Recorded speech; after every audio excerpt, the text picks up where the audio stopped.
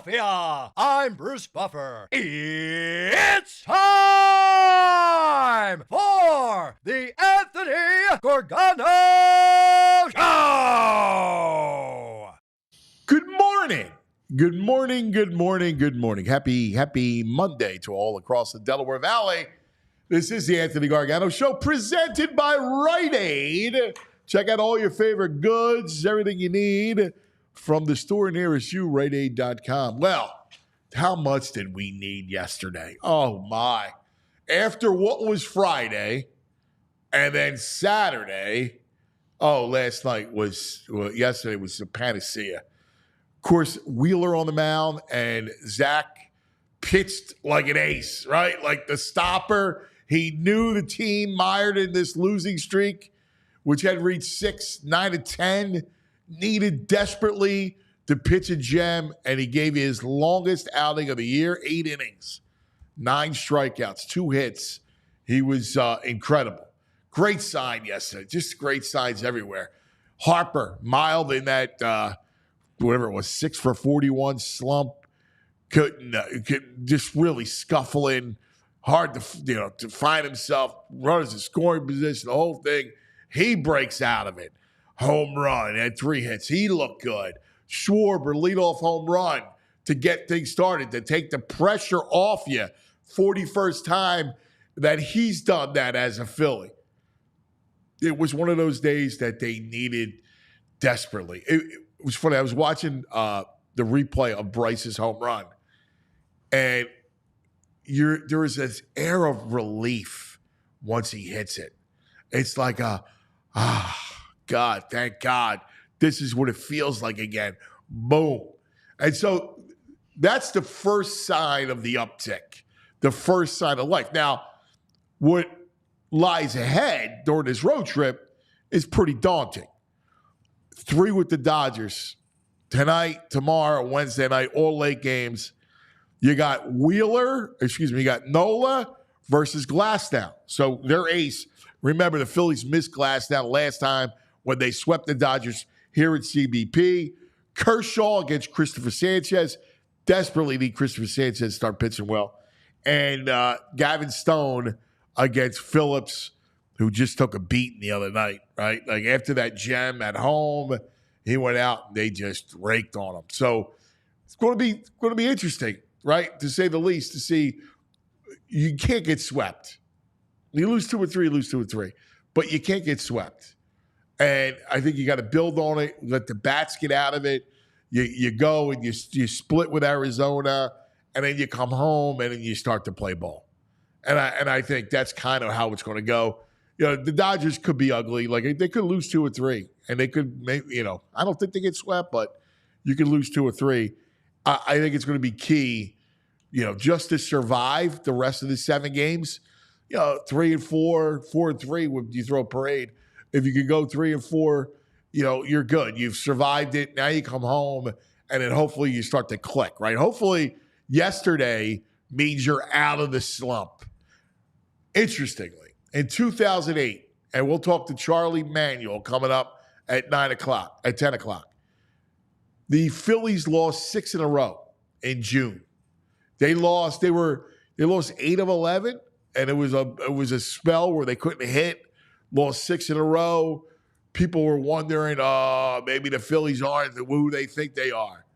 Over the course of a long season, you're going to have these valleys. That's just how baseball goes. And it doesn't mean you can't win the World Series or whatever. They're going to make the playoffs. They're going to go in. They're going to get it right. They're going to go reel off a situation where they win 10 and 12. Like that's going to happen.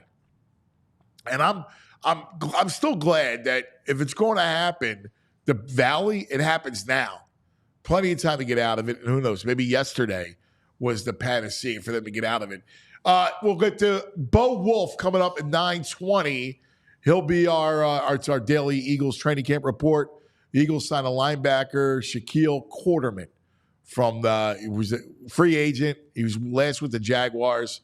I think they're a little concerned about depth at linebacker of all the spots. Now, Vic Fangio will speak today, so he's on the docket to talk.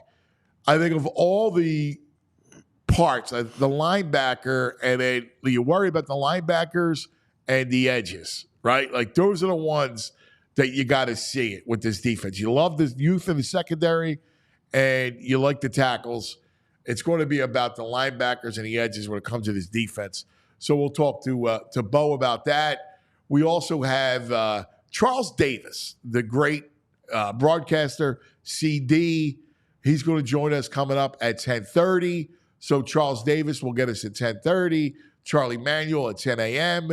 So full show for you to kind of dive into football. It's here. The first preseason game Friday against the Ravens. Cannot wait. Like it's back in earnest. I have to tell you this. Phillies, obviously yesterday was great after these 2 horrible days. But I had this over the weekend, this Olympic moment where I was watching yesterday and Noah Lyles win the 100. I watched the women's 4x4 swimming, and both took gold. And I had this incredible. I watched Scotty Scheffler yesterday, who was just overcome with pride, nationalism, right? Overcome with it. You want to talk about patriotic? That here's this incredible, golfer at the top of his game, and he was broken up by the fact that he won a gold medal. And I'm watching the women on the podium after this because they rolled. They set a world record for the 4x4 in swimming, and they're playing the national anthem, and they're breaking down, and they're draped in the flag, and it was just beautiful, man. You feel so patriotic. I'm looking at the medal count. They're running away with the medals. They tied China for most golds, and just the pride that it instills. And we all know what's going on. Like the world is a very scary place. There's all kinds of stuff, and it's filtering here at home. To actually have sports and have these Olympics and look at that flag, and it's not weaponized or anything like that. It's just filled with pride, man. It's beautiful. It's absolutely beautiful. With all the craziness that's happened, right? Polarization's insane. To have these athletes, because I always say that sports builds churches, and that nationalistic pride, you just look at it and you go, that's why this country's the greatest, man. Look at it. Look what we can do.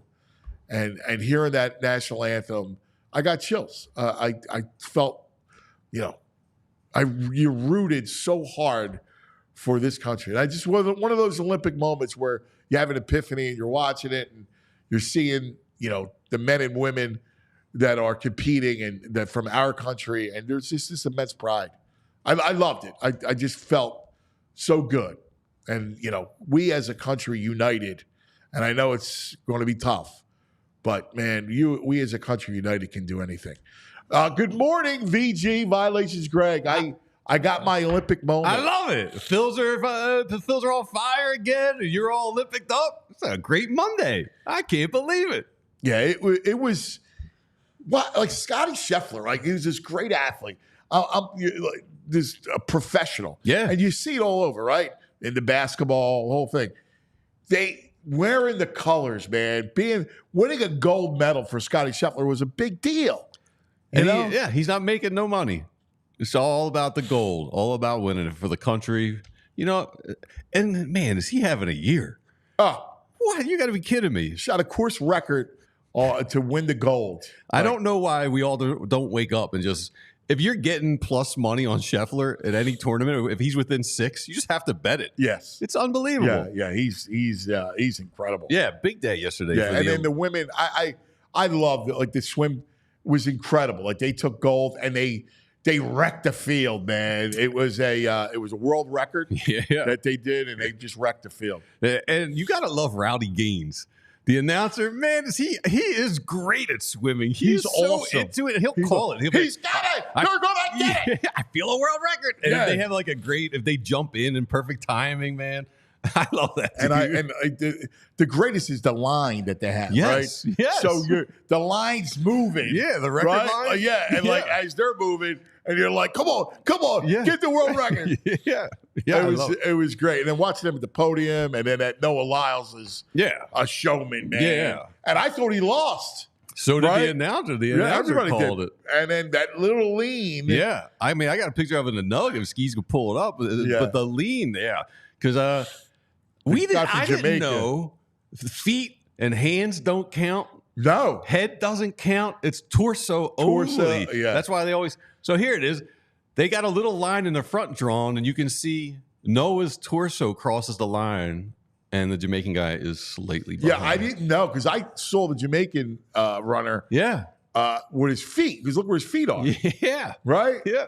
And it's amazing. They did a breakdown of the race that was unbelievable where they looked at Noah Lyles and he was last for the first like 30 meters 40 meters. 40? Yeah. Even at 60 meters, he was still languishing. And the last 40, he just was like jet fuel. Yeah, like the fastest man on the planet by far.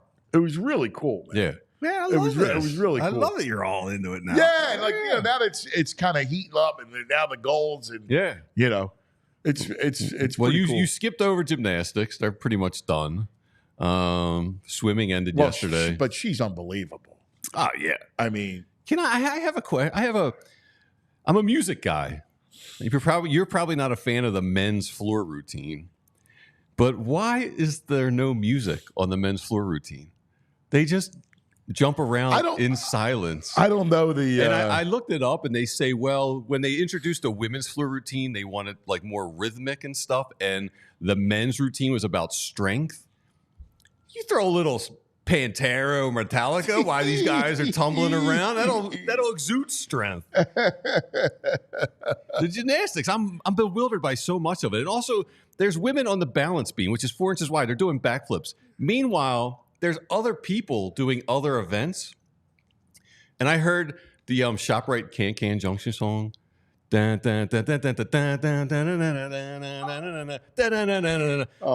That's because someone was using it on their floor routine. If you're on a 4-inch wide balance beam trying to do backflips, do you need that music? No, that would make you insane, right? If anyone's on the balance beam, there should be no music playing because that event is nuts. But yeah, you don't need to hear I'd be like, shut up with this music. What? Are you kidding me? Yeah, man. But that Simone Biles is unreal. Unreal. Like, over the weekend, She jumps around. Like, she's incredible. I love her too. Like what a personality. She's got everything. Yeah, she's greatest gymnast, right? A U.S. Olympic but gymnast. even just the way what she projects out there. Yeah, it's awesome. There's a documentary on Netflix right now about her and her whole struggles mentally of what she was going through prior to like going to Paris. Yeah, it should be a good watch. Yeah, I mean that's a big deal having to drop out kind of because of anxiety, and then she killed it. It was interesting, and my good buddy Tom Loudon from Fox 29 brings this up. So Scheffler beat Kim. Who needed a medal to avoid military service. What? Yes. What? Yes. Is that nuts? I'm so glad I don't live in any of those countries. Well, that's exactly right, dude. All right, exactly. Let's get it together. Yeah. All right. And let's. I don't want to go into it, but like let's just come. Let's American pride. All right. Come on, man. Do it together. I mean, this is where we excel. We're good in the Summer Olympics. I know. Yeah, we're way better in the Summer Olympics. Yeah. No, we dominate the summer. This is our time. Yeah. Now. I felt good. All right, Phillies. Yeah. That was needed yesterday. Woo! That was needed yesterday. Bryce is the key. Because Bryce coming out. Like you and I were talking, and I still go, it's still a tough road. Because it's 3, again, at the Dodgers, and we know about the revenge. There you go. You're all scared. Right? 4 against Arizona. Yeah, Arizona. Right? But you know how these trips are. The only thing that could save you is if Bryce gets hot. Well, I agree with that. But I think the season is saved because the miracle at the Mariners, that Marsh catch, has changed the season. Divine intervention. Oh, my God. That's the catch that's changed the season, I think. Yeah, listen, that catch was 1-0. Oh, yeah. No, that was a huge thing. Nothing to do with Marsh. That's Pure luck. Yeah. Pure intervention of the baseball god. Yeah. No, it was divine intervention. I agree. Angels in the outfield? Yeah. All right, who was in the outfield? It was one of our angels that was in the outfield. And that's where that happened. And I couldn't help with we had talked about grunge world in Seattle. I couldn't help when Bryce, he came back like this first game or second game, he had the double. You could see he was starting. But you just hear the very first Pearl Jam single. Yeah. I'm still alive. Yeah. That's what I just hear Bryce singing. I'm still alive. I love it out there. Yeah, that's the greatest. But listen, I'm not, again, I've said this before. You know, I'm not worried about them long term. I mean, this is baseball. I say it all the times, but it's the truth. Listen, these other teams got good. Like, don't get me wrong. Like, San Diego built a pen, right? Like, they're pretty nasty. They can go 5-6 innings and then shut you down with their pen. That's the type of team. Dodgers get better rotation. Yeah. But listen, you know how it is. Like, you get right. You're playing good ball, and let's go. October. It's going to be epic. I crunched some numbers about this Dodgers. I'm ready to go with this Dodgers. I'm feeling it. Nola, this current roster of Dodgers hit 221 on him. Strikes out. He's faced them 113 at-bats, 33 strikeouts, 4 dingers. He's going to give up a dinger or 2 tonight, but I think he's going to be okay. Kershaw, Phillies, the current roster bats 292 against him. Trey Turner. 292. Wow. Trey Turner in 22 at-bats is 455 average. He's got like 12 hits. He crushes them. Schwarber crushes them. Glasnow, he's good. But I'm okay with Nola facing them tonight. I think they get 2 out of 3. I'm not into this revenge. Listen, I love it. But I'm alone. I was out at the pub last night, and I was like, they're back. And people are like, I need to see more. Need to see a couple more. You know what's scary? Need more. What's I'm like, scary this is our Phils. it's the Eagle collapse, dude. It's wild out there. It's the Eagles collapse. Trust me. It's terrible that we're held hostage by 10-1. Skis, you got my movie quote to sum up the Phillies right now? I love it. I want to say it. I want to see it. Yeah. From Poltergeist 2, I believe. One of the better horror movies, directed by Tobe Hooper. That's a good filler right there. Yeah. That you know the director. He's a great horror guy. Here we go. All right, let's see it. Oh, we got no volume. All right. As a creepy little girl goes, they're back. They're back. I love it. Phils. All right. Let's talk to you about a couple of our friends and sponsors. Sleep Healthy PA. That's Dr. Andy Cohen, committed to stopping the snore.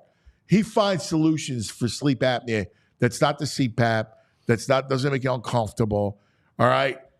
Dr. Andy's a dentist by trade. And so he studied the mouth, all right, and your teeth and everything when it comes to breathing and getting the good sound sleep that you need, opening up your passageways. So he uses dental appliances and he uses laser therapy to open up your passages to help you breathe without the snore.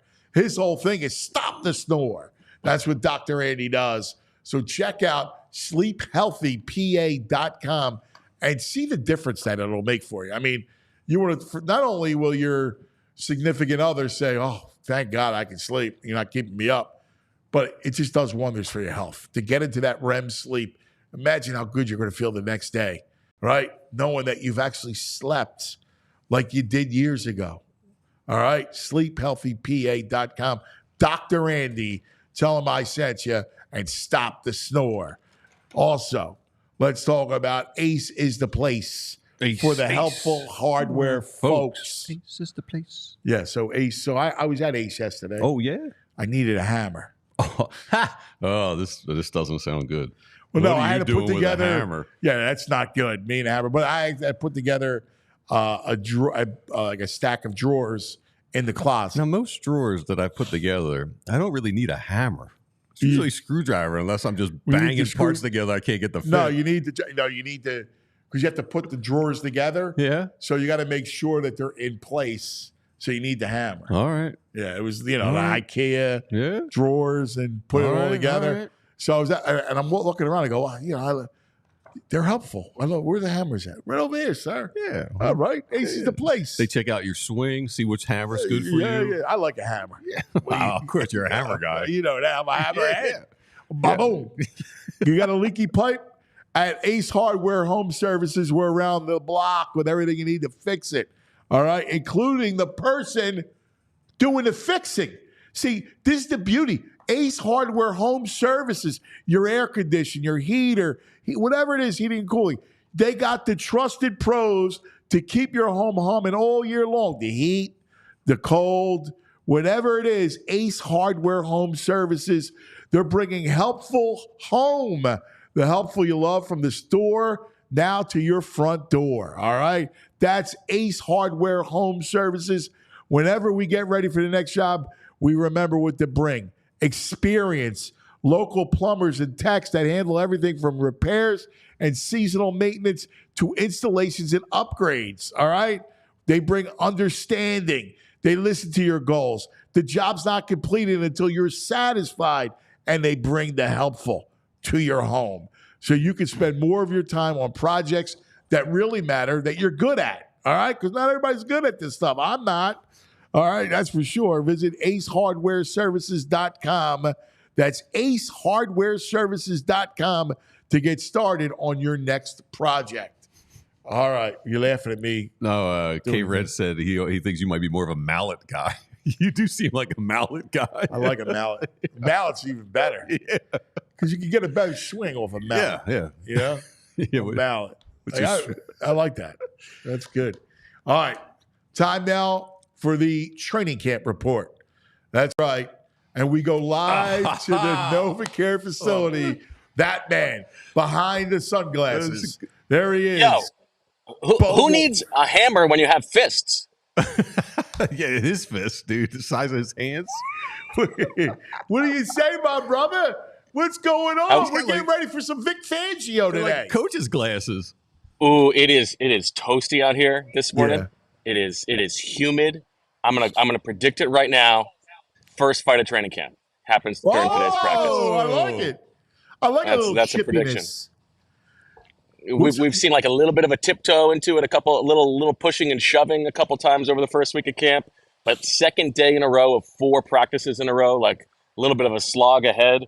Super hot today. This is like the recipe for what you expect. You laying odds on who the instigator is on the fight today? Good question. I was just talking about this with somebody else. Usually the best recipe for a fight is a veteran versus a rookie, and the veteran is a little bit upset that the rookie is trying too hard. Yeah. Right. Uh-oh.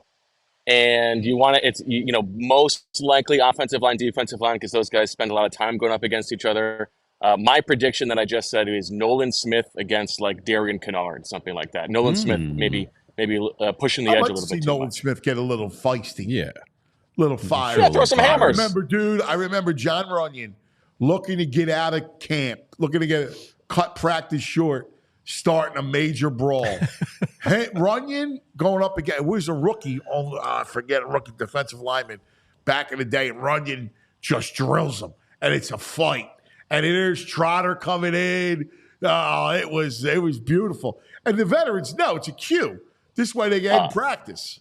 Veteran move to do that, to get out of practice. Kerry Williams once did that on purpose. I think it was like right after the Riley Cooper incident. Last year, honestly, the hardest hit I've ever seen in a training camp fight was Jason Kelce last year, just trucking over Zaire Franklin in the joint practices with the Colts. Like, I've never seen a guy get hit so hard. That was nuts. Wow. All right. What was off the weekend? Anything that you gleaned off the weekend? Yeah, I think there's a couple moving parts that are interesting. On offense, Johnny Wilson seems like he is moving up into a real shot to be the number 3 wide receiver. The next Harold Carmichael.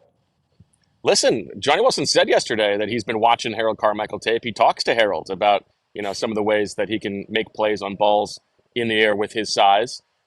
He's a work in progress, but I do think that this is for the best. I think long term, you got a better shot of getting some productivity in the second half of the season with like a Johnny Wilson, Britton Covey sort of mix and match depending on what the scenario is, as opposed to Paris Campbell, who frankly just has underwhelmed throughout his career, and he's injured right now. We'll see if he can get back. I also think it's possible the Eagles make a trade for somebody at some point there. Yeah, I could see that. Yeah, I think you almost have offensive. to. I mean, you know, I think they do too. And you know, if unless AJ and Devontae definitely stay healthy all year long, I think they're going to need something else there, some other dynamic, and there will be people who shake loose. I think from roster cuts that might be interesting to them. Offensive line, they continue to be injured. Mekhi Becton was out yesterday. We'll see if he practices today. I was surprised yesterday that with Becton out, Brett Toth got the reps with the first team at right guard and not Matt Hennessy. So I'm a little bit confused about the Matt Hennessy usage so far. You know, Stout knows better than I do. He's always loved Brett Toth, but we will see how that goes today. They need to be healthy up front. They haven't had their projected starting five practice together since the first couple of days of camp. So we'll see how that goes. On defense, I think the big things that are going on depth chart-wise, they continue to rotate a lot at linebacker. We're seeing lots of different combinations. But the prediction that I made before camp started, that eventually by midseason, Jeremiah Trotter Jr. is going to be a starting linebacker for this team. wow. He was getting a lot of first-team reps yesterday. And just by my eyes, I know that he's a rookie and he's a little bit undersized, and I know that maybe he's a little bit slow. His instincts, to me, are the best of anybody that they have in that room right now. And I think that matters more than anything. Now, Nick Sirianni went out of his way to sort of gas up Zach Bond yesterday to talk about how much of a level of toughness that he brings. We know that Vic Fangio is a fan of Zach Bond. Zach Bond seems like the top linebacker right now, which is a surprise to me, given that he was with the Saints for 4 years as a third-round pick, and they never used him in that capacity. It seems like a bit of a gamble, but they like what they've seen so far. Obviously, Devin White is still here.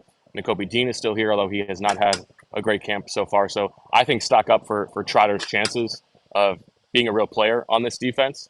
And then in the secondary, hey, real quick, Quinton Mitchell linebacker, go before we ahead. get to secondary, they signed Shaq Quarterman from the Jaguars, a free agent, last played for the Jaguars. It feels like they're looking for things to pop. Like Devin White is interesting because they need Devin White to return back to what he used to be, because I think, to your point, you got to have guys. I'm not sure they have guys that you could count on right now. Yeah, now Quarterman is a guy who was with them in the as a tryout player in the spring, even though he's a veteran, which is kind of like what Perry Nickerson was for them. Yeah. And so I don't think the expectations are super high for Quarterman. If they really liked him, they would have signed him earlier. I think he's here to compete for a job. But as for Devin White, I mean, it would be great if they got the early career version of Devin White. He's not really being paid to be that level of player. It's like $4 million. I think they would be pleasantly surprised if he's anything approaching that. So far, it is not as if he has been just installed as like the day one, always on the field, 3-down linebacker. Maybe that's just Fangio looking for the best fits and rotating guys together. He actually spends a lot of time with Trotter, so I think that's maybe a long-term connection to look at. But there's no doubt he's the most experienced guy. I think we just got to see it on the field, given how up and down he was last year. Yeah, I'm just a little concerned about the linebackers. And I'm with you. Like, do I think Devin White's going to all of a sudden turn the clock back? No, I don't. Would you say that's how many years in a row would you say you've now been concerned about the Eagles linebackers? Oh, yeah, going back to Jeremiah Trotter second right? time. It's like, is it a year that starts in 2? You're concerned. We're all concerned about the Eagles linebackers. I know it's unbelievable that it's going on this long. But yeah, look, you could argue that it cost them a chance in the Super Bowl in 2002 in the Tampa loss. Yeah, and the one thing I will say about it this time is, in the past 5 years, they've used 2 third-round picks on linebackers, which is not like a terrible level of investment. They've just seemed to miss on those players. Davion Taylor, they knew was a project, didn't work out. And Nakobe Dean has underperformed his draft status so far. I don't know if that is it's a scouting thing, if it is a player development thing, but so far they have not done a great job bringing those guys along. Before I interrupted you, you were about to hit the secondary. Yeah, Quinton Mitchell still is working a lot with the starters at nickel. Isaiah Rodgers and Keely Ringo continue to rotate reps all the time as the second outside cornerback opposite Darius Slay. But I think Quinion Mitchell's involvement in the slot is probably big picture, the bigger story. The fact that they are so eager to get him on the field, and he's looking good. It's not like they're just this is a gift for the first round pick. He's looking good in the slot. He and AJ Brown have had some good one-on-one back and forths. I think that there's reason to believe that Keely Ringo and Isaiah Rodgers can be very good and deserve to be on the field. But I think it'll be sooner than later that Quinion Mitchell is a real player on the secondary. So let's talk about this week, because this is the intense part of the week. It began on Saturday, right? So it gets real this week leading into their first preseason game against Baltimore. People are talking about that they may actually, some guys may see some action. What's your vibe on who's playing? Yeah, we're going to find out. I don't think we're going to see Jalen. I don't think we're going to see, Lane Johnson and Jalen Carter and like the AJ Brown, Devontae Smith, the most important players on the team. But I think you'll see some guys. I think they're pointing towards probably the joint practice with the Patriots as a big thing. They've got these 4 practices in a row. You talked about it. This is a big week. This is the week, I think, like this is when the jobs are going to be won and lost, because everybody has settled into camp. Everybody understands the schemes that they're playing in. 4 practices in a row, then a preseason game. This is what it's all about. And I don't think that they need to see too much from the stars on the team. But I think, I'm curious if we see Cam Jurgens at center on Friday night against the Ravens. I'm curious if we see, Jordan Davis get some snaps. The linebackers, as they try to identify guys, I want to see those guys play together. Devin White, let's see if he can look good in an actual game. So I don't know what we're going to see. Nick's general position has been, I think, along with the organizations, to rest those guys week 1 of the preseason and throughout the preseason. But I don't know if things have changed a little bit given how things went last year. Hey, Bo, just to get back to it, because I think we're all rooting for Trout Jr. Do you think he's standing out because it's a mediocre linebacker room, or do you think he's legit? I think it's a little bit of both. I don't think he looks like Fred Warner. I don't think he looks like, one of the best linebackers in the league. But to me, it looks like he is reading things better than anybody else here. It's the only thing I can compare it to. And if I try to think back to other rookies, yeah, I think he looks ahead of the pace for what certainly a 5th round pick, but for what a mid-round rookie would look like in his rookie training camp. Yeah, that makes sense. And what's the music down there like this year, this training camp? It mixes up. It's mostly hip hop and R&B with something with a little bump to it. It needs to be like a certain BPM or whatever it is. Like it's got to have enough juice to get people moving. But nothing. It has not been like Chip, where everybody's taking down the notes of what the play is. Yeah. The whole thing. Yeah, I'm curious of this week and. Looking at this team, like I'm very, very excited for it. But like to me, the biggest question, and this is why the preseason will be interesting for us, is depth.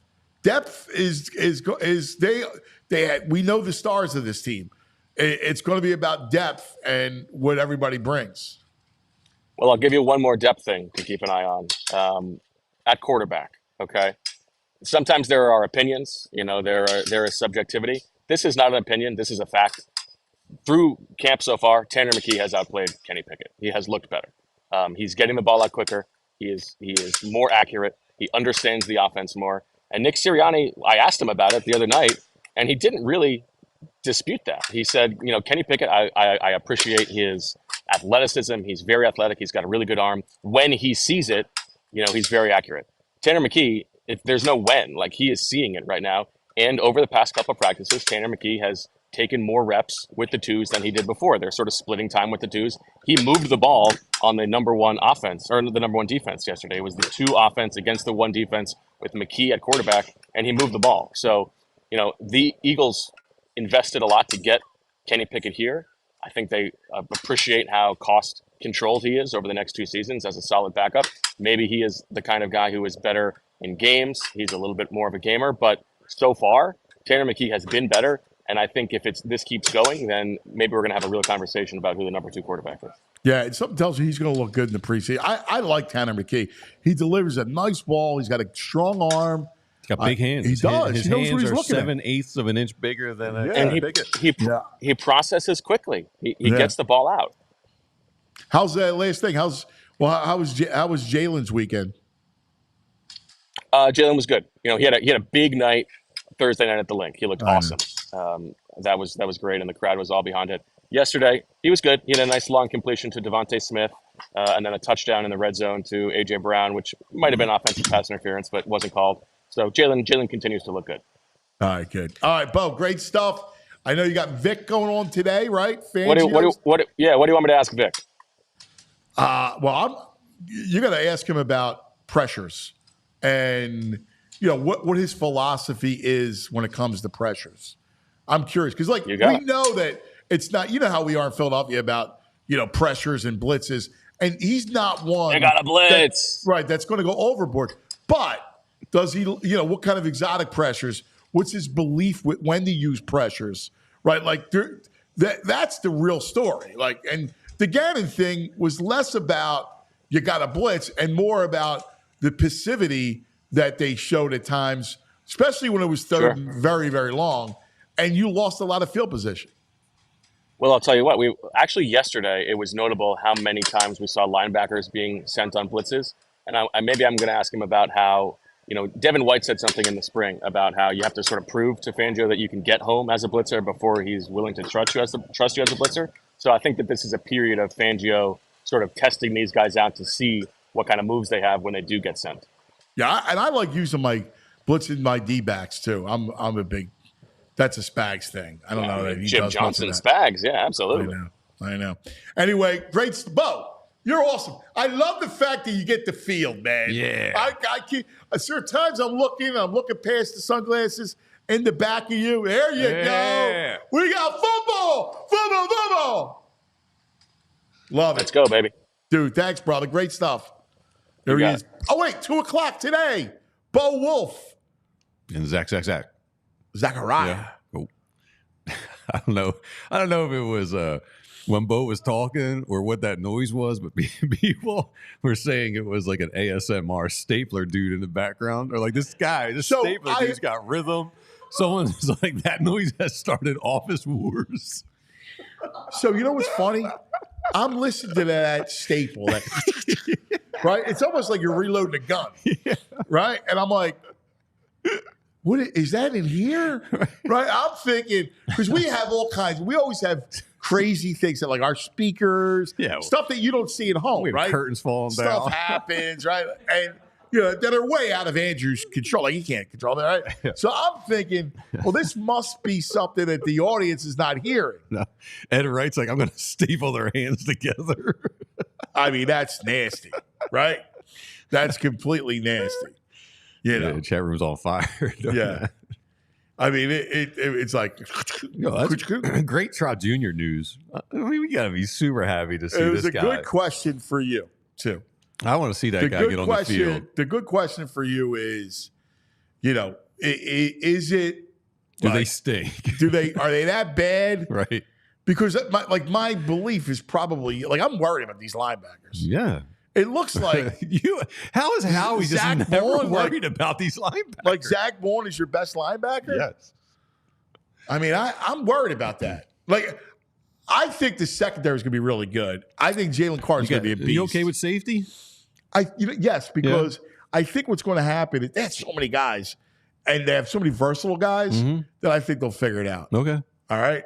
But I'm worried about I the don't line. think we're in good shape if Blankenship is playing. I don't either. Yeah. But I think that you have all those versatile guys back there that they'll move. You got Johnson, Gardner Johnson, right? Yeah. And then he's a player. He is. Yeah. And I think you can move one of your I don't know which Bradbury experiment. I mean, there's possibilities. I think you'll be fine there. Okay. I'm not as worried about secondary.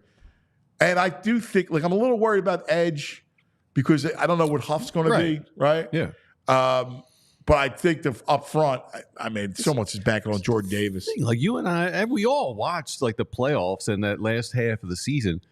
they seem to get exploited and torched by linebackers in matchups with the running backs and matchups with the routes, linebackers. Yeah, like why because is that those not more of a wheels, priority? And we saw like the Ravens and the Niners, the teams that were winning and advancing all had legit linebacker play. Well, it's interesting, right? Because that's really played a part of it. Like everything's cyclical in the league, right?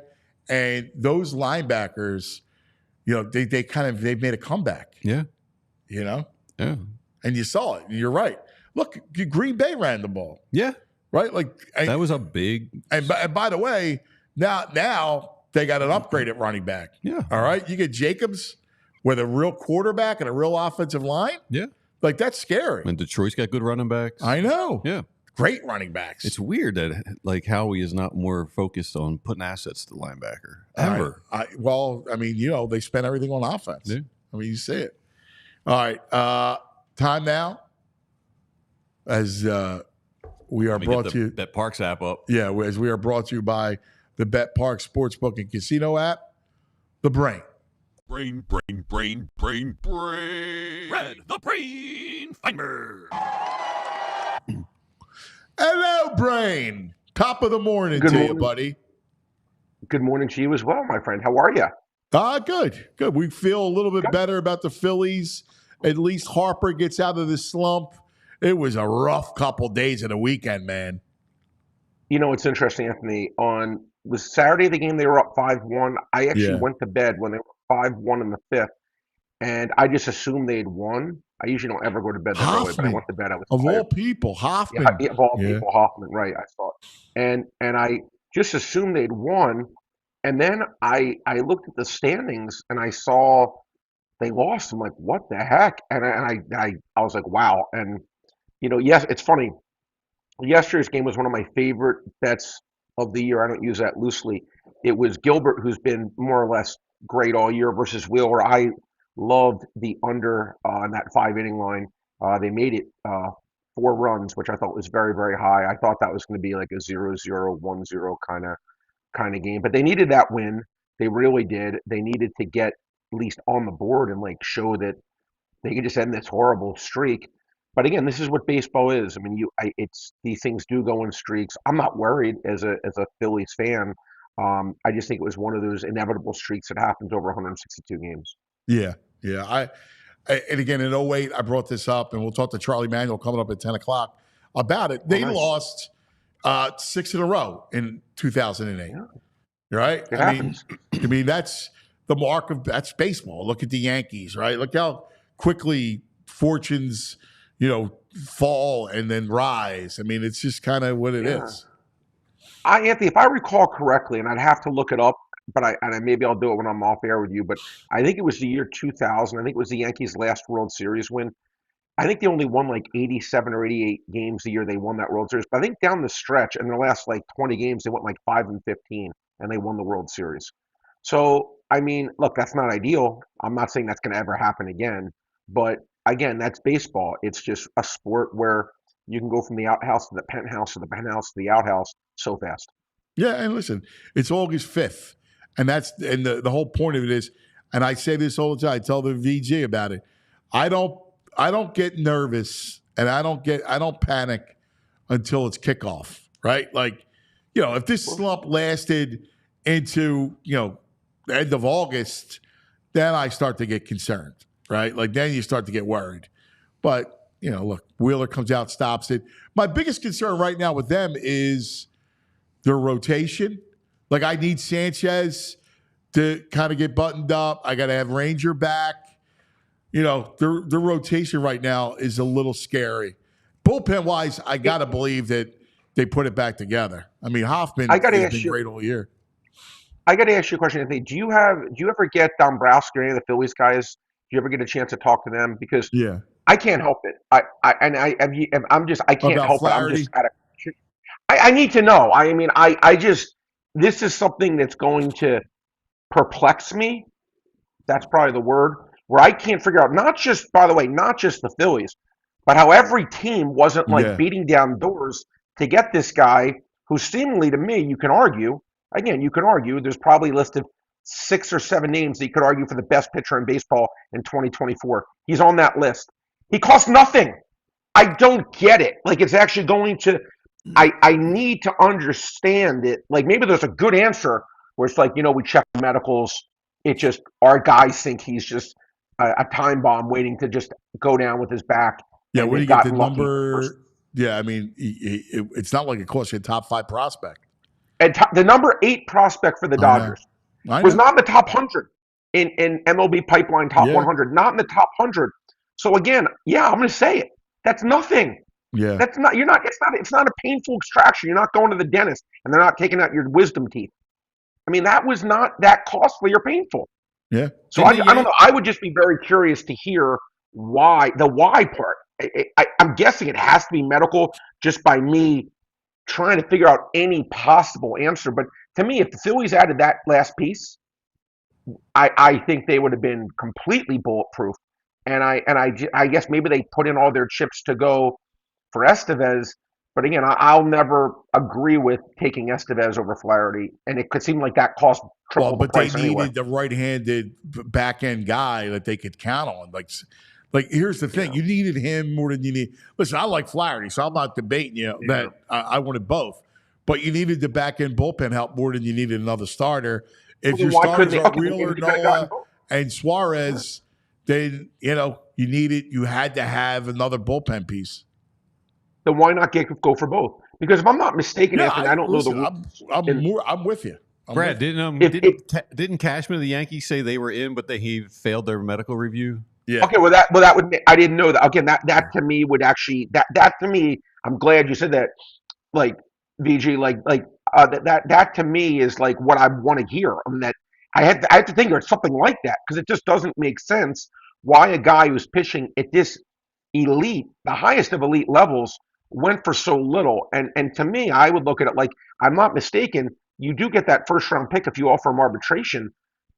I would think that you're getting back, because he's obviously not going to take that coming off a year like this.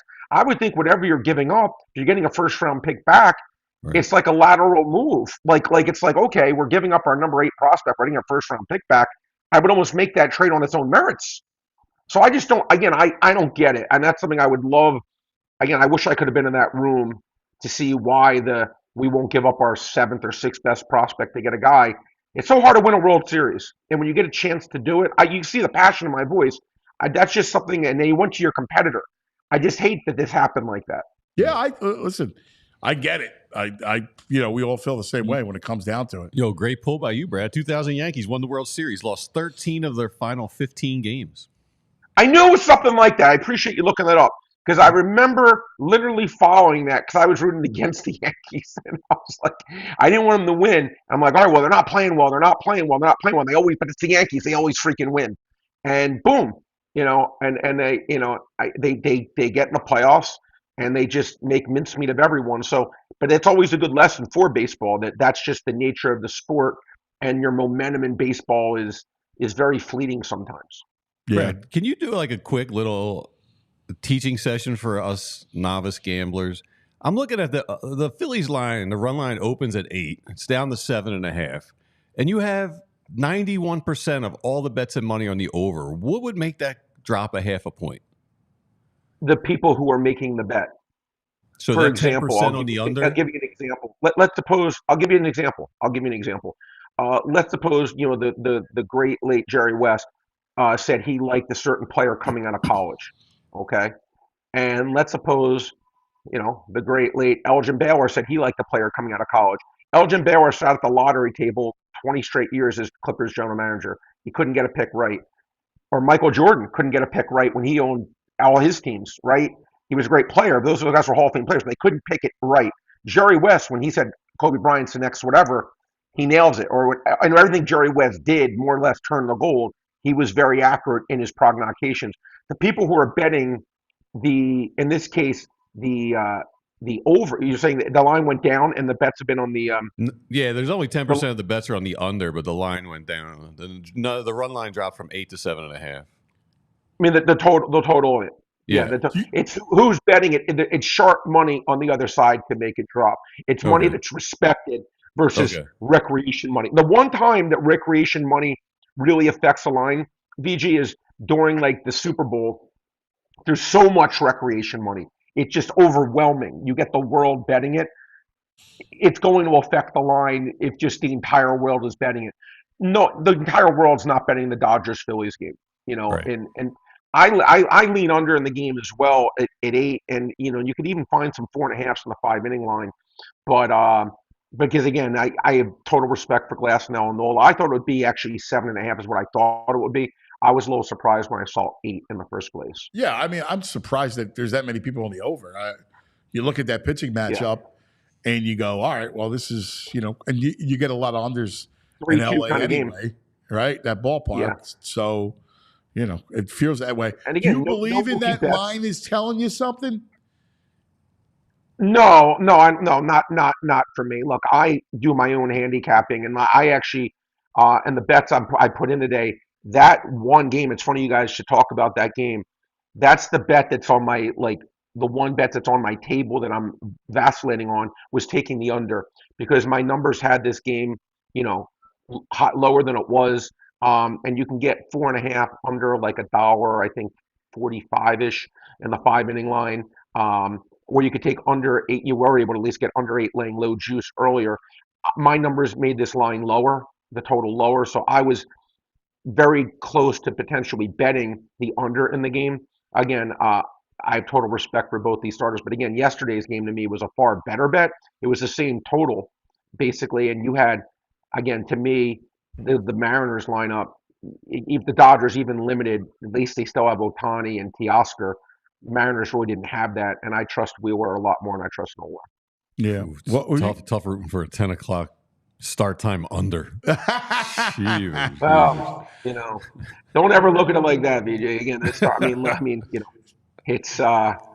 time of the well. Actually, look, if there's sun issues and twilight issues, it'll be 7, but it'll be 7 p.m. there. But actually, a lot of times you make a good point, BJ. Dodger Stadium. There have been times when it's a twilight game there, you can't the hitters can't see. No. And the games traditionally it's go an under ballpark. It really is. Yeah, for sure. So, what do you got tonight? What's on tap? Yeah, I got 2 things for you, Anthony, today. Look, Patrick Corbin, he stinks. Horrible. Okay, but that's okay. How about he got lit up the other? I don't think he got an out. One out. They pitched him 3 innings, but you know what, Anthony? That proves my point of why I like that. They still pitched him 3 or 4 innings. He gave up like 13 hits and 10 runs, but he's an older guy. Last year of his contract, they don't throw a character. Patrick Corbin can throw 196 pitches. They don't care. Like, this is not a guy they're babying in any sense. As bad as mediocre as he is, he's the definition of an innings eater. 15-6 his last this year and going over 15.5 outs. Okay, almost 75% of the time. His last 3 years, 52-33, going over 15.5 outs. He's sucked the entire time, Anthony. He's never been good during that stretch. He's been bad on all of it, and he still goes consistently over. The juice right now on the park site, Anthony, only -104. Giants, not a really good offense. Again, hold my nose. Patrick Corbin over 15.5 outs. I'm holding it. I'm practicing holding my breath underwater. I'm holding it. But I think Patrick Corbin gets 5 in the 3rd innings. Did he? Who lit him up? The Mariners lit him up? No, Arizona. Oh, Arizona lit him up. Yeah, Anthony, it was like stinks. 8 runs, right? You give up 8, 9 runs. Yeah. Yeah. Well, I'll tell you a bet I was actually I was on the fence of doing, and I won this bet a bunch. You could also bet over 5.5 hits because think of it like this: if he goes under 15.5 outs, it means he probably got tattooed. You push, and if he goes over 15.5 outs, you still have a good chance he gives up 6 hits anyway. So much better chance of going 2-0 and 0-2. And I'll give you one more, Anthony. This has to be obviously weather related, but I'm just going to do it. And if I lose, I lose. Kyle Hendricks is going against David Fester of Minnesota. Both guys. This is very rare. I don't know how many times in all this you get a match with 2 pitchers have an ERA at 7. But you got it tonight, okay? And to me, Twins. I love the Twins lineup. I think the Twins have one of the best lineups in Major League Baseball. Cubs lineup, not good, but not awful. Over/under is only 8 on Parks right now. If it's a 4-3 kind of game, I'll take my medicine. 2 of the worst pitchers in the league. Total's only 8. I know the wind's probably blowing in, but I'm still going to dare 2 bad pitchers to have a really good performance. If it happens, it happens. Yeah, it makes sense. Fest is young, no? He is, but again, he Did he hasn't just hasn't get pitched called well. up like over the last couple months? It's been a month. It's Yeah. been a month. And he's not he's given up, I think, like 15 runs in 19 innings. Yeah. He just has not pitched well, and Hendricks has just been he's been Patrick Corbin on steroids. Yes.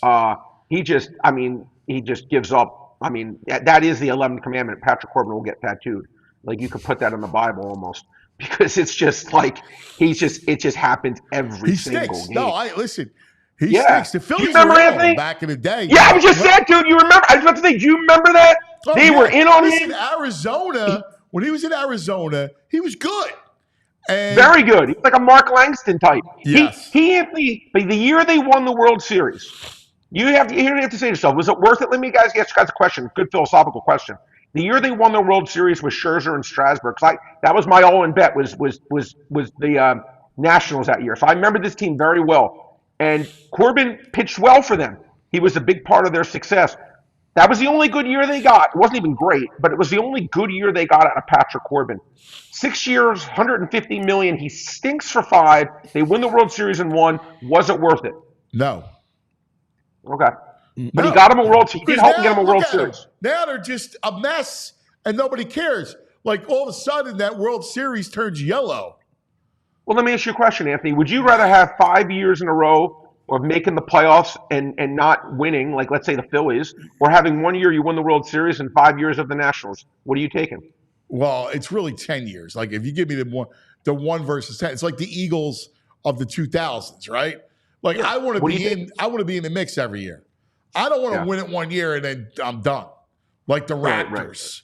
Right. Like, what good is it? Like, you're not going to play. It's done. It's over. Like, if you just want to see it once and then be done with it, all right. But I like it every year, so I need to be. No, I like it every. I think it's a good philosophical question. I'm curious, general managers, what they would take. Would they say, all right, like, I got this one resume on my title, but actually, you make a great point. The Eagles was the best point you could ever make. 10 straight years, Andy's going to NFC title games, and they're doing everything except winning the title. But it's funny. That shows you, Anthony. He was getting ripped like crazy. He goes to Kansas City. He wins 3 real quick. I know. Brad, great stuff, my brother. Appreciate you. BradsBestBets.com. We love him, Brain. Thanks, buddy. I'll see you tomorrow. Be good. All right. Let's talk about the Bet Park Sportsbook Casino app. This is the Brain, right? The Brain is giving you the plays tonight.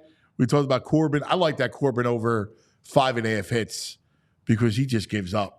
His fastball's just flat. I mean, it comes in flat as can be. Brad had 2 overs. If Brad's got overs, I'm in. Where's the other over? The Twins game, right? Yeah. Kentucky. Yeah, it's right. Twins, Cubs. Yeah. The Phillies right now, I'm looking on the Park site, the Bet Park Sportsbook app. They're plus 114. So the Phillies are plus money with Nola. And again, the over-under, like you told you, 7.5. It's amazing. It's still shaded to the under. I like the under. I think Brad's right about the under in that game. Yeah. I look at it tonight, and because Nola pitches well against the Dodgers. Yeah. And I don't think Glasnow's tough, right? And he's a tough lefty. So it's going to be hard for the Phillies lefties, those power guys, to kind of get around. So I kind of like the under. No crooked numbers from the Phils tonight? I don't see it. Yeah. I don't see it. I like to see, my hope is a 2-1, give me a 2-1 victory type of thing, right? Like something like that. But check out Bet Parks. Download the Bet Parks app. It is the greatest, all right?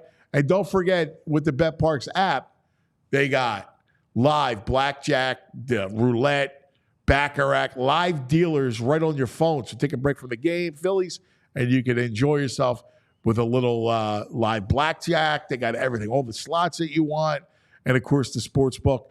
New customers, great offer. So if you're down in your first 24 hours, you get up to $1,000 back bonus. So check it out. BetParks.com has all the details.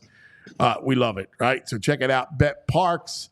You got to be in PA, New Jersey, Maryland, Ohio, Michigan. If you have a gambling problem, call 1-800-GAMBLER.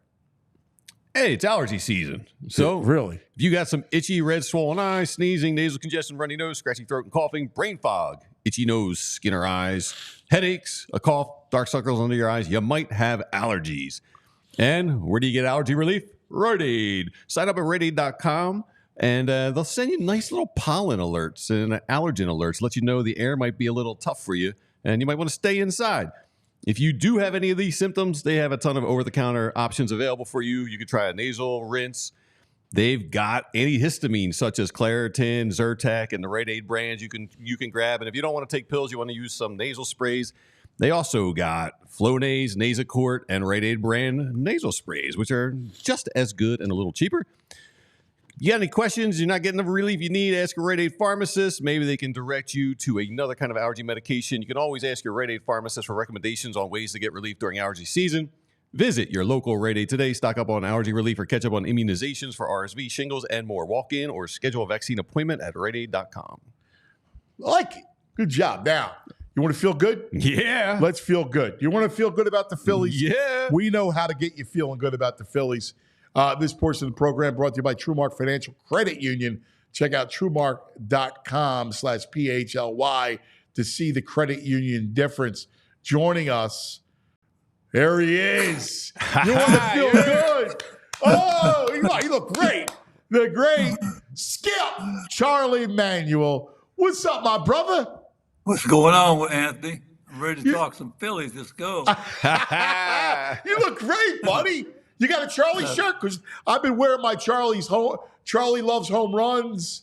We got my whole family wearing Charlie's T-shirts. That's good. We started yesterday. We started a new season in the 8th inning. You're so right, man. I felt so much better yesterday when you saw Wheeler come out and get that and pitch the way he did, and Bryce getting out of the slump. Right. Yeah.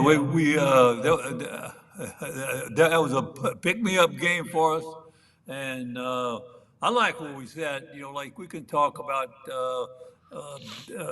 us losing 6 in a row, 13 out of 17 or something like that. But we were 21 games over 500, and we've got like 51 games to play. And so does Atlanta. Things like that, and all we got to do is just go to the ballpark and try to win games, and play day to day, stay even keel, and just have fun and play the way like we can. So, Skip, in 2008, you lost 6 in a row in June. That team lost 6 in a row, and I think 8 of 11 that funk in June. So, I hate to keep saying it's baseball, but, you guys won the World Series, and, you lost 6 in a row that year. Right. Yeah, actually, Anthony, if you keep with the game, most teams, even, I remember the year when the Yankees set a record for wins, and if I'm not mistaken, they had a losing streak of like 8 or 10 games at one time. I mean, during the course of a season, the team usually, if you go back and check, like somewhere in there, there's some 5 losing games, losing streaks, and 7, 8, even 10. So like that's kind of expected in the game. But but at the same time, like we were in we starting the last 2 months of season, and we need to start playing our best baseball like we did the last 2 seasons. So like we got the talent, we got the team. I'm not worried about it because I think that we're going to win somewhere in between. 93 games will get you definitely in the playoffs. 96 will win our division and things like that. And if we win 30 games of those 51, I think Atlanta have to win 35 or 36. So like we're setting pretty. I like where we had.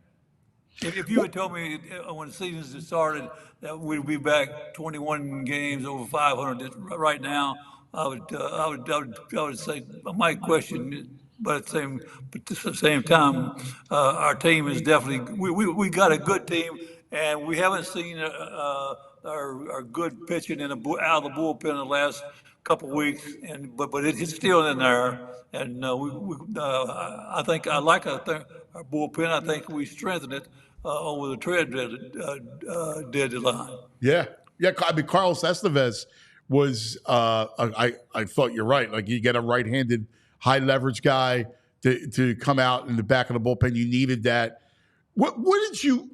I'm curious about slump busting, right? Like what did you do? Like in 2008, when you guys were going through that losing streak, how did you handle? Because I know what kind of guy you are. You make it fun.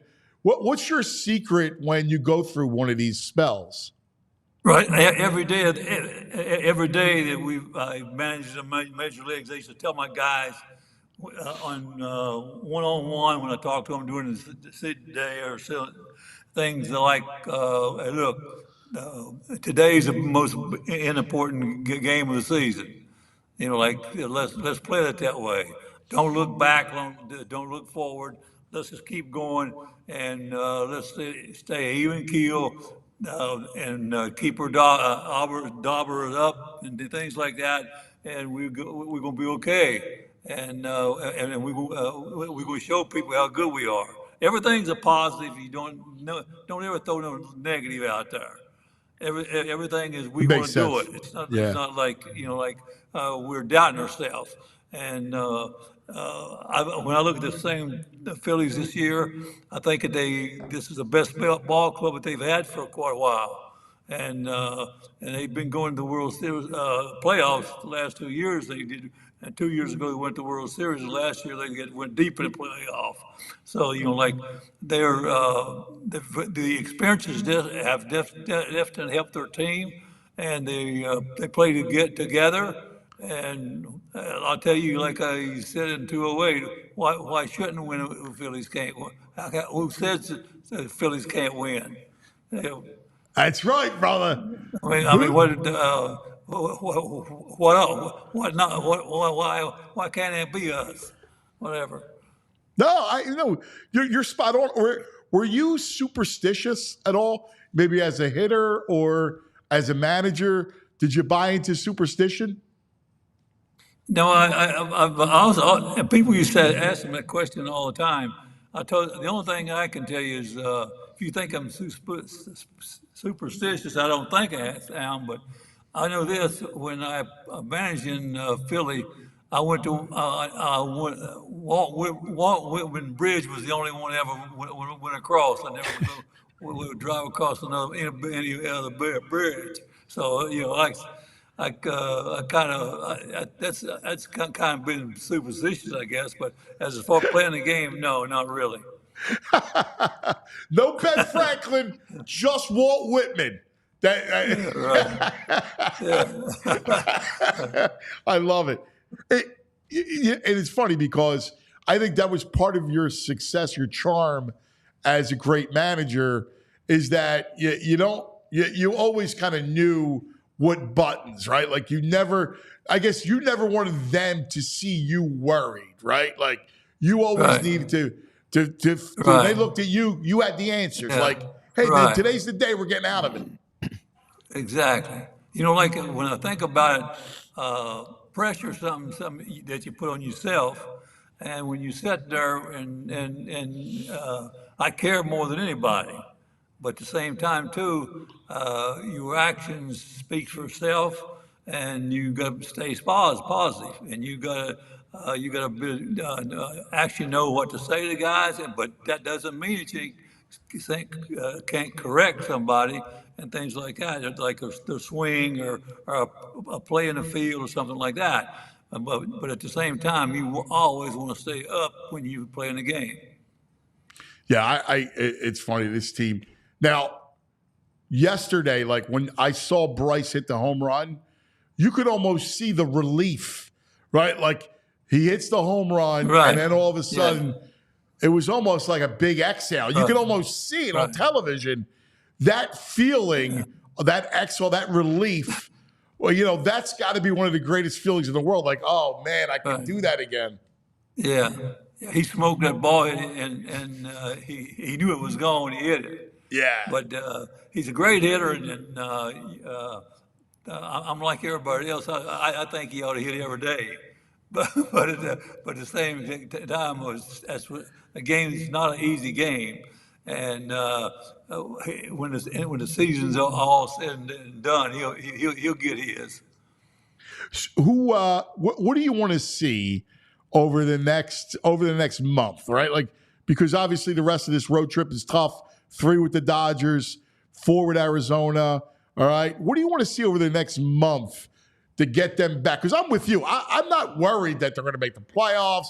Or I look at the Braves lineup and that Braves team and the Phillies team, and I go, Phillies are better, so they should win the division. But what do you want to see from this club to kind of get that confidence, to get them back rolling? Yeah, I want them to stay aggressive at the plate. I want them to play good defense. Yesterday they had played good defense. We got great pitching, things like that, and actually we had a good ball game.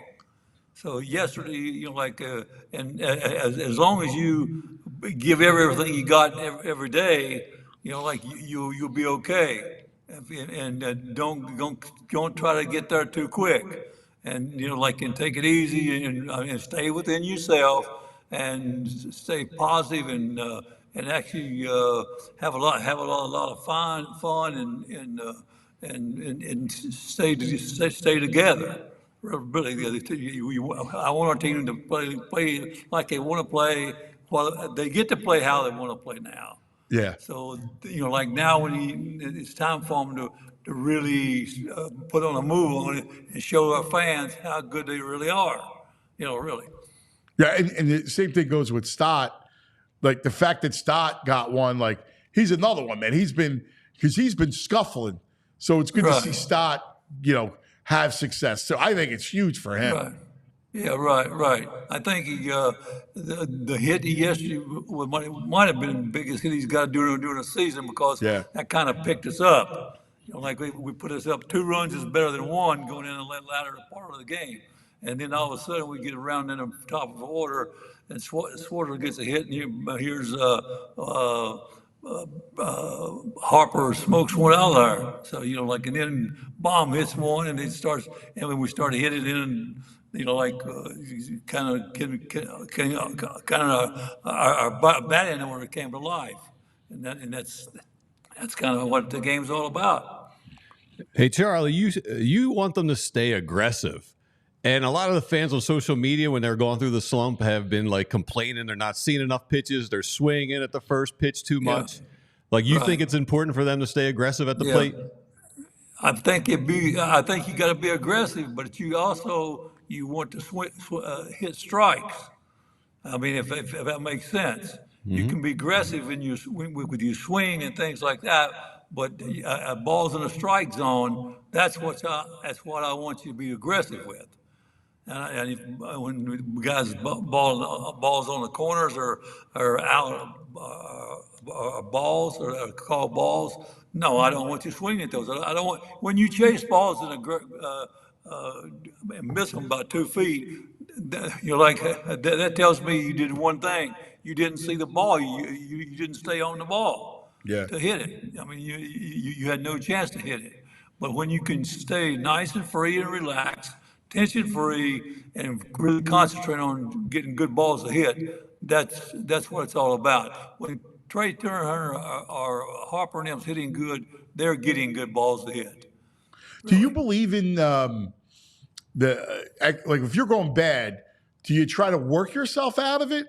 Do you try to go extra BP all the time? Or do you think sometimes you need to step away from it, right, just so you can see the ball better?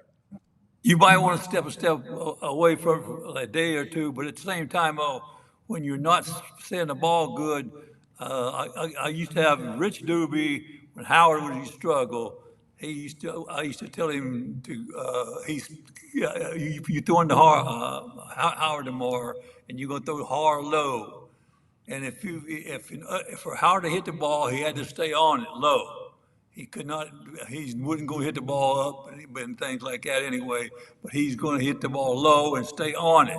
And it could get you back into your swing a lot of times. That's one of my biggest things about hitting. I tell every hitting coach in the minor leagues, when you start out, those strikes low, or make sure you move the ball down around low.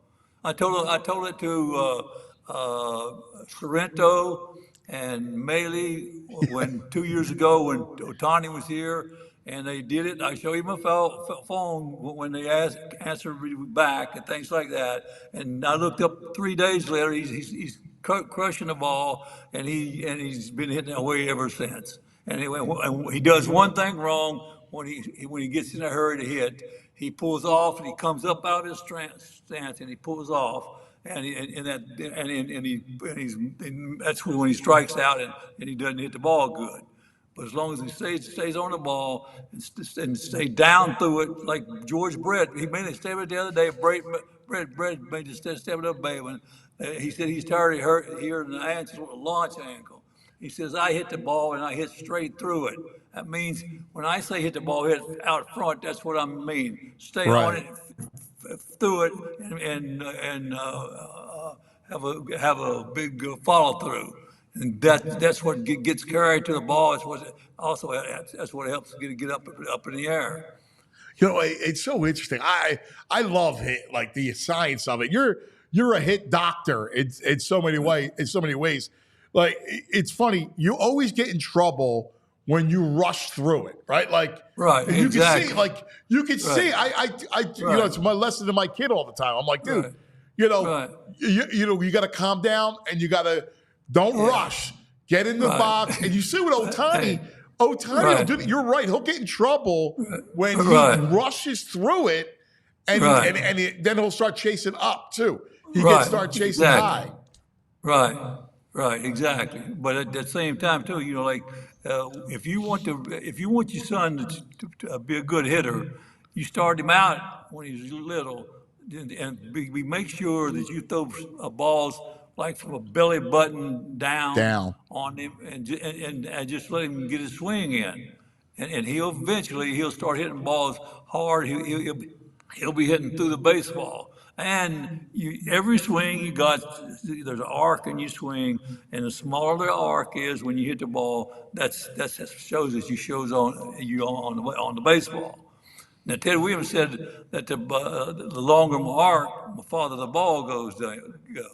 I told him, I said, well, bigger the arc, the slow path to the ball is. Really. Yeah, you're right, because of that big arc, you got a chance to miss. Exactly. That's the big miss. Right. It goes for it, but at the same time, you don't stay on the ball as good. Yeah. So. Yeah, that's Skip, you're the best, man. Automatically, I feel better just talking to you, right? Can I ask one more? Yeah. Right. Hey, Charlie, so we saw Hoffman have a bad sixth inning the other day. He hasn't pitched in the sixth inning in a while. As a manager, is that something that can get in a relief pitcher's head, like a situation he's not normally doing? And is that something you would consider before you brought him in the sixth inning? Yeah, I think it, nowadays when I was a manager, I might thought something about that. But nowadays, with the way that the game, how they sometimes they'll bring their setup guy or closer early in the game. So I don't really, like I'm not saying I like it and stuff like that, but at the same time, that's what they do nowadays. I mean, I think he might just had a bad inning, really. Yeah, we talked about having roles in the bullpen, and it frustrates me nowadays sometimes because it's like they don't. You had Lidge go perfect, right? Like that was the whole thing. It was Lidge. Well, it was Madsen, the Brits to Lidge. It was J.C. Romero in the seventh. It went bing, bing, bing. Right. Yeah, Anthony, I'm a firm believer, and everybody can't be a closer. And there's setup guys, and there's closers, and there's middle relievers and things like that. And when you get them, they like to know where they stand and where they're going to pitch and things like that. But at the same time, you got to get to know your pitchers and the ones that can handle that and be ice water and stuff like that, like White Yes. And stand there, and if you start getting hit, they take it, and they keep trying harder and harder. But like some guys can do it, and a lot of guys can't, and that's knowing your pitchers. I'm never. I don't like when I got one of my starters with Holiday or whoever. I don't like ever taking him out of the game if he's got like say 90 pitches or something like that when we got a close game, because I'm not bringing in somebody better than him. And I used to watch. I don't want to get tired. And I don't want to overuse him, but at the same time, he's special. Cliff Lee's special. Hamill's is special, and the things. But there's a reason why they're special, because they're good in what they do. And there's guys that can stay out there for a short time, and they can stay, cool and stuff like that. But they lose. I call it. They lose thought of the game and the feel of the game, and they can't handle it. Yeah. No, it makes perfect sense. Skip, it's why you're the greatest, man. We love you. I got to tell you, I mean, you make us feel better. You're like medicine, Skip, that tastes good. That's good, Sue. But I think let's don't worry a lot about the Phillies, because I think they're going to be fine. And if they play baseball like I think they can, we're going to see some I'll get it out in a minute. October baseball. That's it, baby. Red October. When you coming up? I'm going up. I'll be up there for Illuminati weekend. Okay, great. Oh, awesome. Yeah. Well, let me know. Can't wait to see you, buddy. We love you, man. Okay. Thank you a lot, man. Enjoyed talking to you. You're the greatest. The Skip, Charlie Manuel. Always, he is. He's the big pot of soup that makes you feel good. Yeah, he's like your grandpa or the best uncle. Yeah, he makes you not worry. Yeah, the whole thing, right? Like, totally. That's a big piece of it. It really is. Our man Bo reporting from the sidelines. Tyler Steen and Mekhi Becton are both at practice, and Becton's getting the runs with the starters. Yeah, I like him. Yeah, it's a great signing by Howie. It really is. Mm-hmm. I like, now again, it just goes back to him staying healthy, and I like him inside. I like him inside more than tackle, because you could see he's much better guard, because again, that inside cut or outside leverage, like he's way better inside handling that quickness. That's a big body inside too. I love that. And maybe he just doesn't have the footwork for the outside. Well, that's that. I mean, I was told that by somebody that they like him better as a guard than as a tackle. He's got clunky feet. Well, I think quickness. Yeah. Like, he's a big boy. Yeah. And I think that quickness is a big piece of it. All right. Let's talk about Trumark Financial Credit Union. Yes. Always tell you about Trumark Financial Credit Union, because I love local, right? And I didn't know anything about the credit union world. And then I did some due diligence. Kelly Body, who is the CEO at Trumark Financial, she came in. We got to know her. I've known her a bit, and she's just fantastic and explained the whole thing. They have a great team over at Trumark Financial Credit Union. See, with a credit union, you become part owner. And that means the profits come back to you instead of going to shareholders. And that also means better rates, lower fees, a better return on savings, more flexible options. And you got the same digital tools and the same tech, right? Because we need our financial tech to make our lives easier, right? Like, you want to do online banking and to check deposit and the whole thing. You get it right there at Trumark to have all that stuff. Trumark also has local roots, very important. Headquartered in Fort Washington, 24 branches in the Philadelphia area. They serve our community, our people right here at home. And listen, becoming a member of a credit union, so many benefits over being a customer at a bank. It's really a no-brainer. Head over to trumark.com/PHLY to learn more, to find a branch near you. That's trumark.com/PHLY, federally insured by the NCUA. Now, I tell you about the Bet Park Sportsbook app. We always talk about that. The Big Brain gives us the daily grind. Every day gives us picks. Soon, will be football picks, and everybody will love that. But let's talk about Parks Casino, that jewel of entertainment in Ben Salem, right off of Street Road. Parks Casino, perfect for after-work get-togethers, date night, girls' night out, guys' night out. How about some tantalizing drinks? You can soak up the warmer weather, good vibes.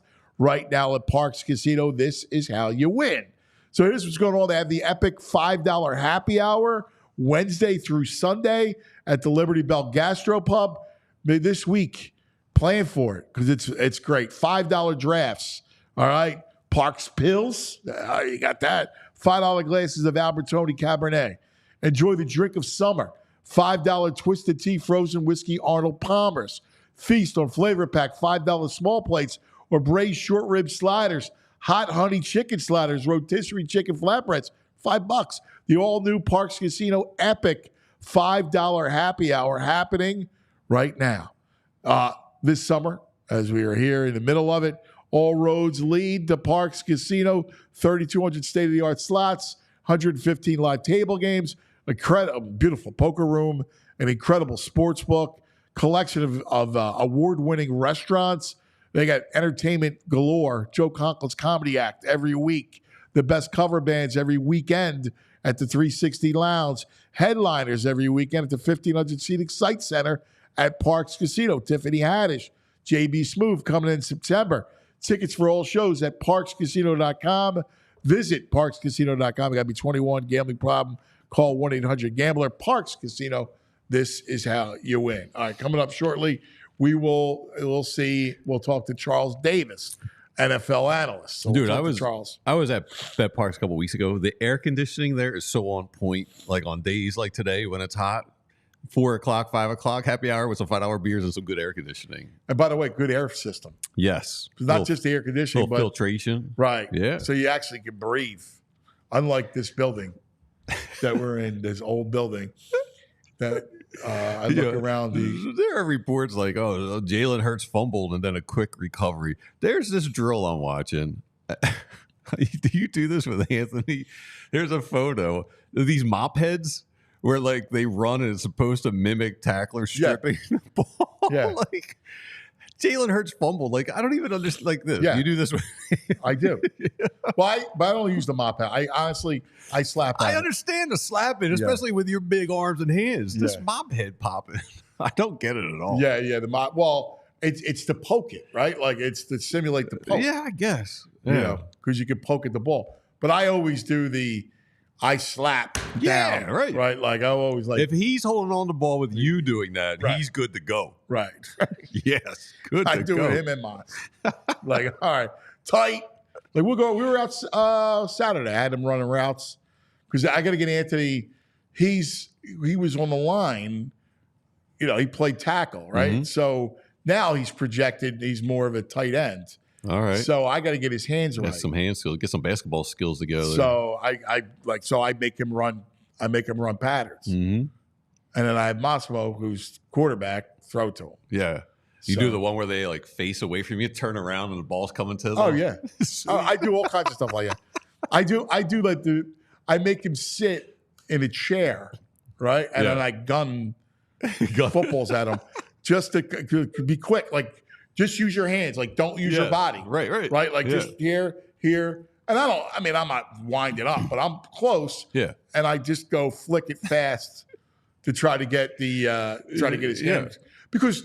And you always want that, correct the right way with the diamond, right? Yep. So that's real. Yeah. So you want to make sure you're catching I it. played receiver and corner in high school for a little bit. There you go. I know Well, the diamond. You know the deal. Yeah. Because the last thing, like, being bigger, Yeah.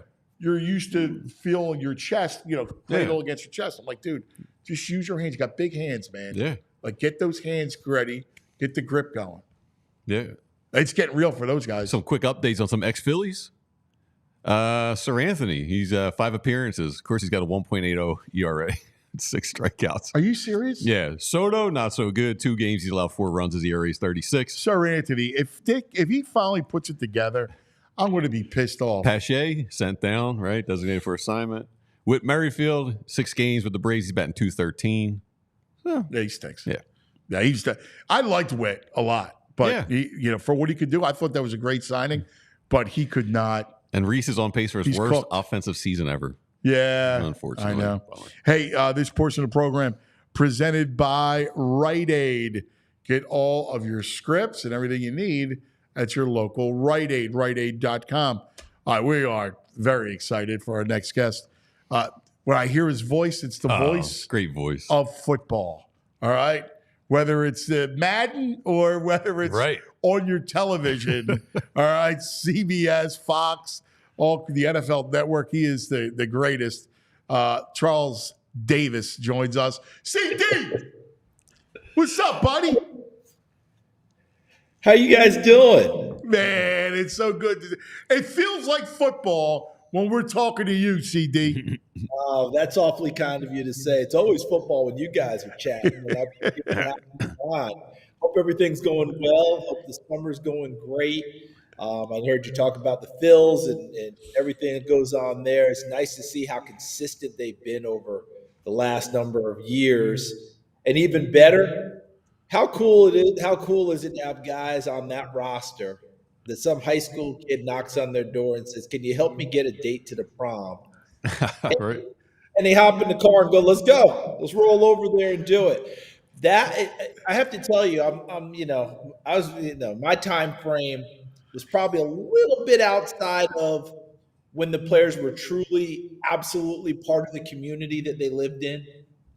I mean, you think about the old school guys. Oh, of course. In the off season, but they lived in the neighborhood, and hey, our team center fielder lives two houses down. Harold Carmichael used to like you would see Harold Carmichael, all those guys, Jaworski, that whole crew. They stayed here quite quick. Yeah, part of the deal, and you'd see them. You go out and you go get a cheesesteak, and they might be at the stand. I mean, I'm not trying to glamorize it too much.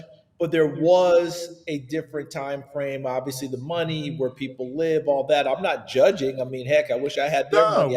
Of course. But that was part of the whole deal. It was much more tight-knit in how we did those things. To have that happen with Bryce Harper is one of the coolest things just because it was a callback for me. It evoked a different time, a different place, but still – a guy who's a flat-out superstar that still gets it, that still is going to do a kid a solid. I'm sorry, I can't help it. I feel like I'm gushing, but to me, it's one of the best stories we've had in X number of years. Just because, why not? Let's go. I'm with you. I love it, and Bryce is like that.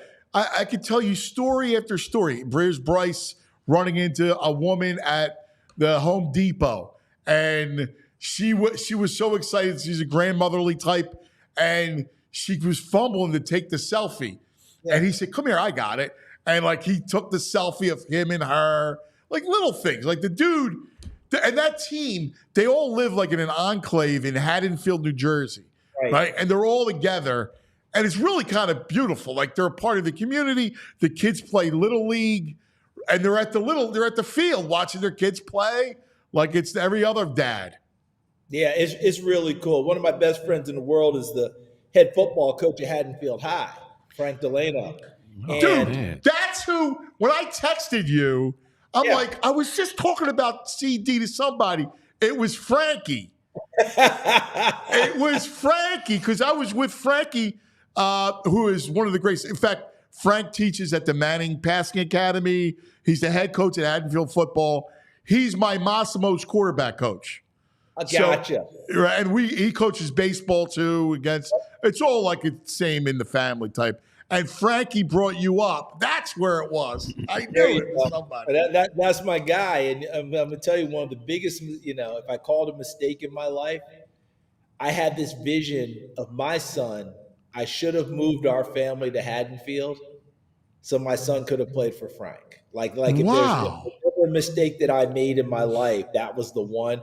Not because my son didn't have a great coach. His coach in high school was phenomenal. A young man by the name of Jacob Doss and the rest of that staff. They were terrific. But Frank and I are that's my brother. And to have had my son play for him, and not just because he's my brother, but Frank Delano is one of the best coaches you're ever going to find He anywhere. is I can take Frank unbelievable. Delano and put him anywhere, and your program is automatically better. Haddonfield's fortunate to have him. How did you guys become close? We met at the Manning Passing Academy. Wow. Oh, that's awesome. We met there and became friends very quickly, and fast friends even quicker. And his beautiful wife Karen, their great kids Lauren and Matthew, and Matthew's just won the state. They won the state championship for the under 11 or the 11 and under little league. So they beat our team to get there. So my Massimo, who goes to Frank, is 11, plays 11U baseball, and they beat our team in the final. Hopefully they'll be together next year when they make the run at 12, because at 12, if you make the run, you can culminate in Williamsport. At 11, you play a regional, and I think they ended up in like 5th place in their regional that they played, which would be New Hampshire and Maine. Yes. What else it is. But next year, let's get Massimo and Matthew together, and let's make a run for Williamsport, and I'll meet you there. That sounds awesome, brother. That sounds great. The world is entirely small. It's the beauty of it. But, you've always been locked into what goes on everywhere. And you know so much about the Eagles. Sometimes it's interesting because I go, wow, man, how did CD know about that? Like, even the Bryce thing, like, you're very locked in. And it's a credit to you on all the homework that you put in. Well, I appreciate that very much. Listen, the Bryce thing, I'd love to act like I'm locked in, but obviously that went national. That was viral. Okay. So if you were around and alive, you had a pretty decent chance of getting that one. Turned on the Today Show and Good Morning America and all that, and the young man sitting there with the young lady and the whole deal. It's just one of the best stories going. But my philosophy when I do games, and I don't know if I do it well, don't do it well, whatever, but this is what I try to do. I think it behooves us as so-called national announcers to know what's going on locally. How are the people viewing their team? How do they feel about their team? How do they like their, all those things? Because to me, if you do the game locally on both sides, whoever Philadelphia is playing that day, and I have the local stories there as best I can, right? Then it brings it out nationally. If I just do the game as a so-called national guy and kind of surface what's going on, the local fans are like, hold it a minute. You don't know anything about my team, because you would have known why the left guard wasn't starting today if it was an injury. You should know why the tight end now has gone from first on the depth chart to third, and again, he wasn't injured. These other guys that played. These are the types of things that we try to do. So I'm not going to say here, Anthony, I appreciate your compliment and act like, oh, well, I've got a lock on this, because I don't. You have to work at it. But my goal is to work and know what you guys are thinking. When I say you guys, you're the people who follow the Eagles fans themselves, right? And whoever they are playing, I want the exact same thing. Now, here's the beauty. You know that no matter what you do, it's never quite good enough, especially if the team is losing and you're broadcasting. But all you can do is give your best effort. And hopefully, if I have a decent idea of what I think is happening locally, to me, it's better for everyone who's watching the game that day. Yeah, spot on, brother. Spot on. So here we are. Teeth of training camp now has just begun, right? Yeah. Like they practice over the weekend. They got their first preseason game on Friday. They're an interesting team because they have the stars, right? You have between Devontae Smith and A.J. Brown and Saquon and Jalen. There you go. Your offense is set. Now, you have to worry about their depth. I'm curious about what you see. They were 10-1 and had an epic collapse. Yeah. I think the epic collapse is what we're all – I mean, again, I need to know a little bit more about what really happened, because I made this statement at the end of last year of the epic collapse.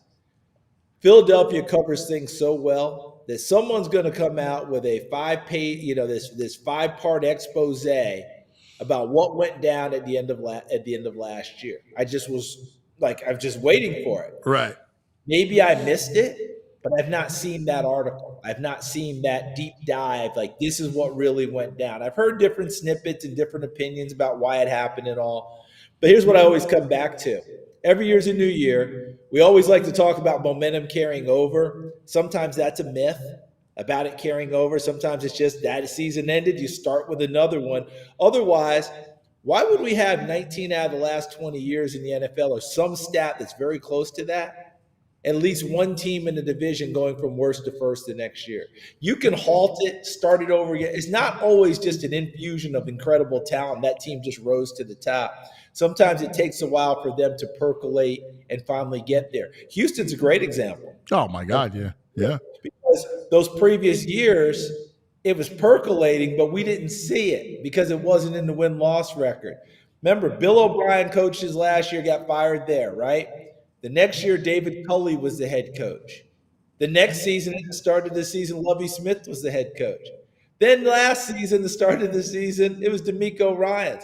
4 different head coaches, 4 consecutive opening days.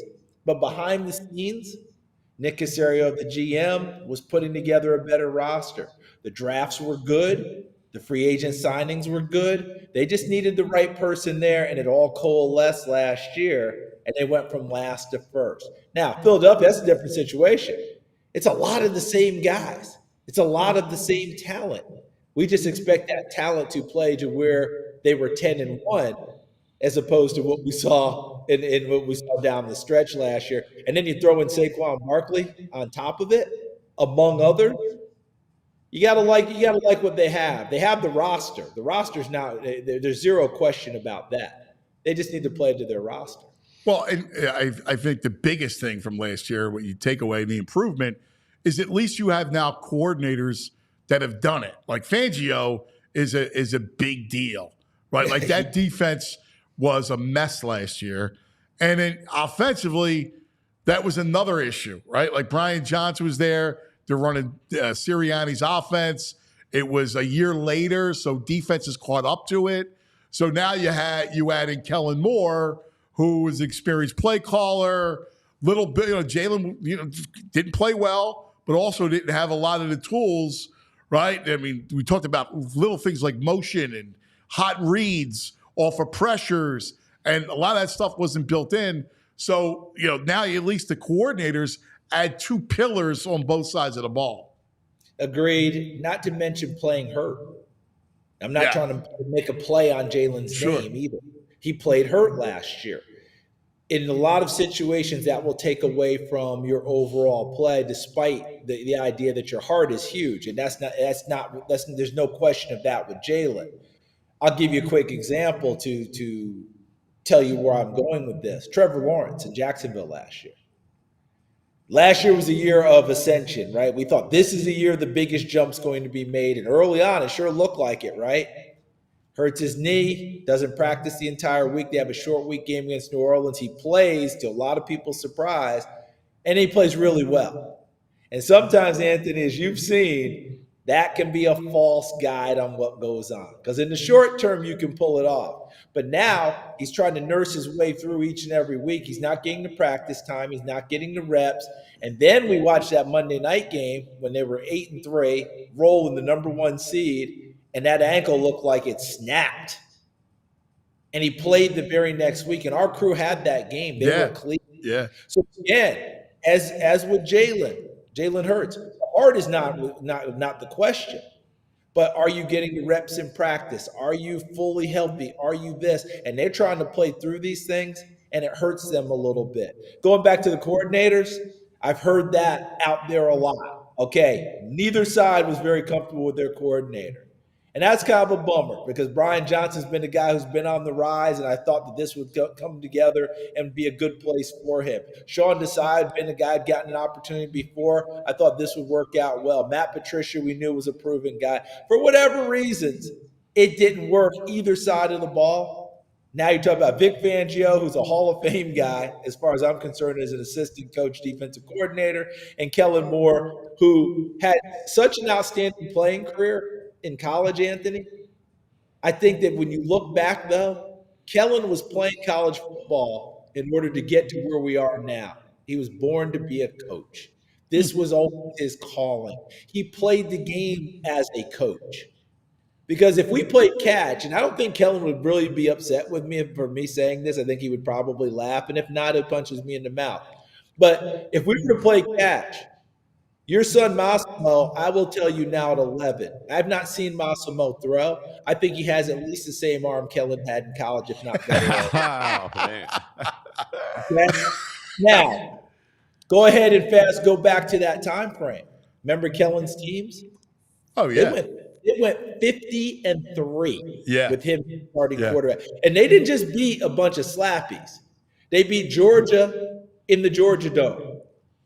They beat Virginia Tech, who was a flat-out power at the time. Yeah, oh, yeah.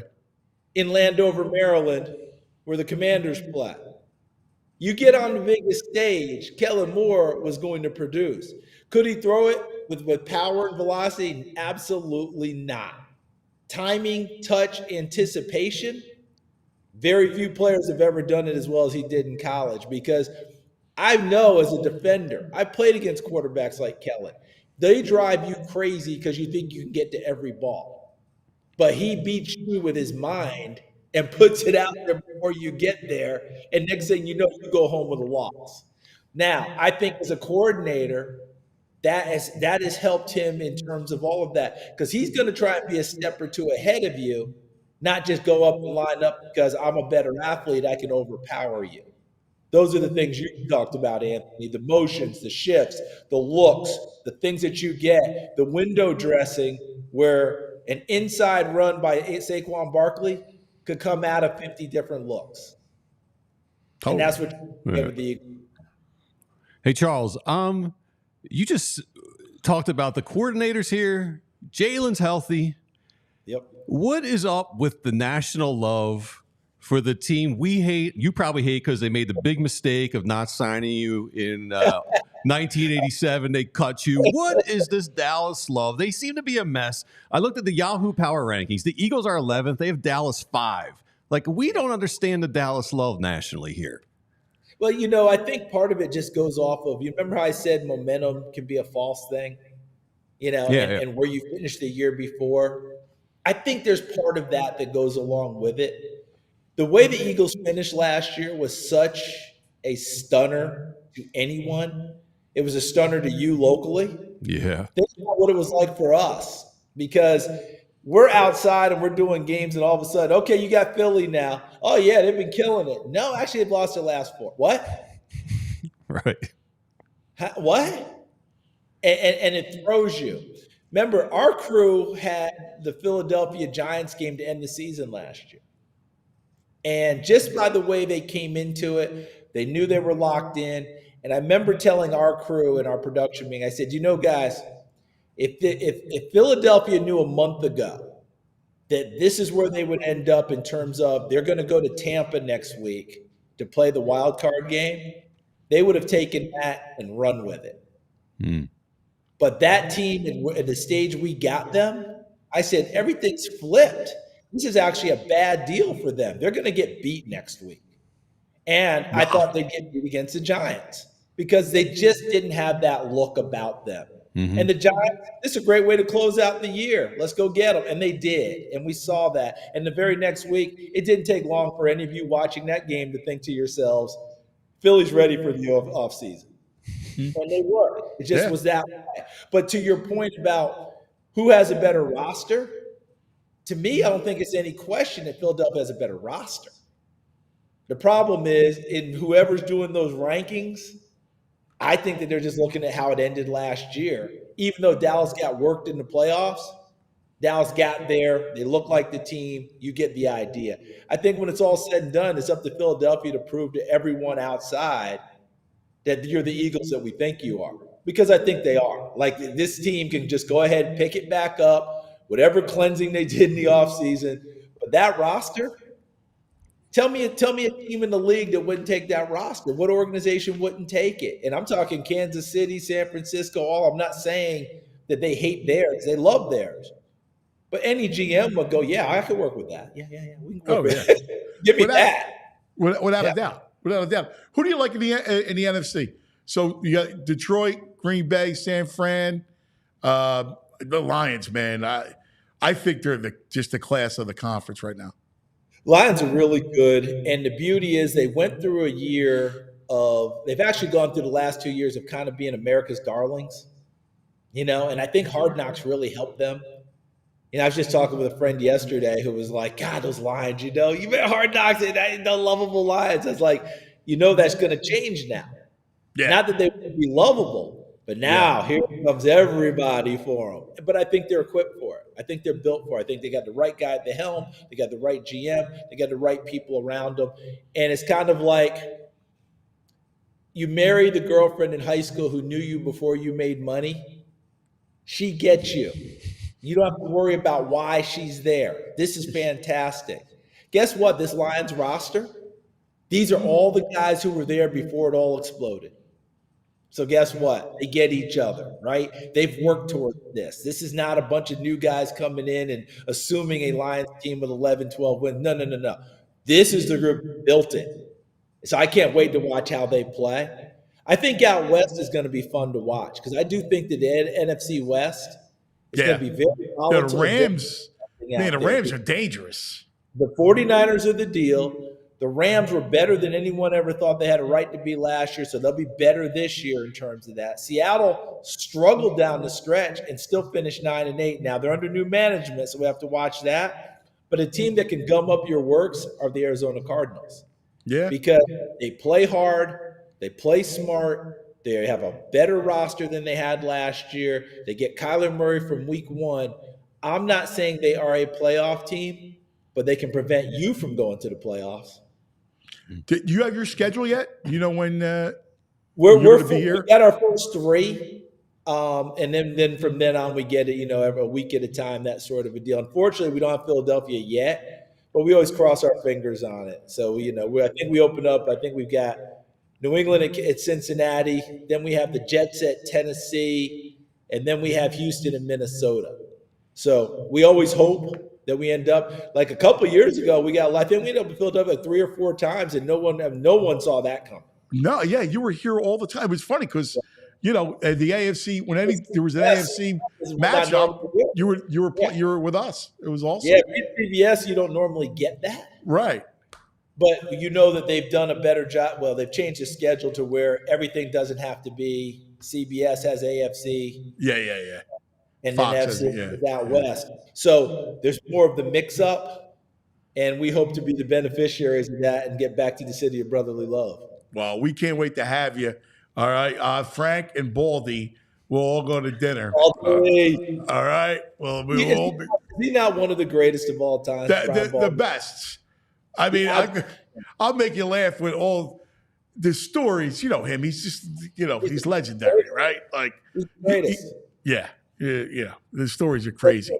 So the 3 of us, grab Baldy, grab Coach D, and off we go. Let's go. All right? We'll have a blast. Charles, we love you, buddy. I'm sure I'll be bothering you throughout the course of the season. So thanks for hanging, pal. I appreciate it very much. It's great talking with you guys. Continued success with the Phillies the rest of the year. We'll be watching them, of course. It won't be long that ball goes on a tee. Even with the newfangled kickoff thing, it goes on the tee for real September 7th. I know. Guys, September 6th for you guys. I can't wait. I mean, and then how about college? College is going to be incredible with the playoff, the way the conferences are now. College football is going to be insane. Hey, I'm going to leave you with this. 12-team playoff, right? Looks fantastic. We love it, the whole deal. You remember how we started to get with the bowl games where guys were starting to opt out if they weren't in the college football playoff? Okay, so that became a little bit of a – and we saw the nadir of it last year when Florida State didn't get in and said, okay, no one's playing, and Georgia beat them by about 100. Think of this. Because I don't think we're far from it, and it's a weird one. Ready? Ohio State, Michigan, which is always the game of the year, right? It's the monster game of the year. They're both in. Let's say they get to that game, they're both in. They rest players? Neither quarterback plays. Oh my God. That's crazy. I haven't thought about that. I'm hoping I'm wrong. Yeah. But tell me it's not a possibility. That's where we're heading at with 12 teams in the playoff. Yeah. That's going to change things a little bit. Yeah. No, I haven't thought about that. Yeah, you're spot on. But I love it. Give me more. All right, more football. Hey, if I know you, you're going to be in Dublin for the Florida Yes, State. I can't. Week 0. Week 0 is the best. I'm going to look on TV and I'm going to look up, and you're going to be right there in Dublin. That's it. I tried to get an assignment to work it. You kidding me? I would love it. Hey, you're the best, Charles. We love you, buddy. Thank you guys so much. I appreciate it. Keep having fun. You guys are terrific. Thanks, pal. Here is the great Charles David. Man. Good terrific. Nice clean white Tennessee gear on, too. Oh, yeah. He's fantastic. All right, we got some nugs, and we've been busy today with our guests. I'll blow through a couple quick ones. Let's do it. So, Lakers unveiled a new Kobe statue this weekend outside Laker Arena. Do you see what he's wearing on his head? No. He's got his daughter with him, but there's something very interesting. An Eagles hat. Wow. Eagles beanie hat on his head. I love it. That's great, That's right? awesome. Yeah. Look at that. Yeah, man. I was surprised they threw that on. Yeah, that's cool. Yeah. I heard about that statue. Yeah. That's amazing. Yeah. I think that's from a picture of one of the games they were sitting sideline. Yeah. Oh, yeah, you're right. You're right. Yeah. It is. Yeah. That's It's a beautiful statue. Actually, look how beautiful that is. Yeah, it's a Color, I don't usually love those statues, but that's really nice. That's a great statue. Yeah. Isaiah Rodgers got some special cleats made up. They had a little message on them. TMZ picked this up. This is where I found it on TMZ. It's a little message that we'll all love. The bottom of his cleats say Dallas sucks. Oh, dude. I mean, that is fabulous. That is fabulous. Dallas. Oh, that's awesome. That's how great is that? Yeah, that's super cool. Oh, we got our first. Bo was right, but not. He had the right action today, but wrong teams. There was a big fight today between the Lions and Giants. Had an inter squad practice. Yeah, big fight. I'm on St. Brown's. Started it off, but big scrum. A big scrum. Yeah, I know it's football. We like our big guys in the Olympics. Yeah, little shot put action. Ryan Krauser wins the gold. It's his third straight. First time there's ever been a three-peat in the shot this put. dude. Yeah, big boy. He's a beast. World record holder, now the three-peater. Gotta give that guy some love. That's good. The Krauser. Yeah, it's a great I shot like put, the man. shot put Yeah. better than the discus. All right. What about the hammer toss? I'm a shot put You're guy. the shot put? Yeah. What about javelin? Javelin's cool, but I go more shot put. I'm surprised you like the javelin, yeah? What? A javelin? I mean, you imagine you're going, like, that's a pretty cool thing. Yeah. All right, let's squeeze to it. Bobby Fink. A lot of pressure on this guy. He was in the last match of men's swimming.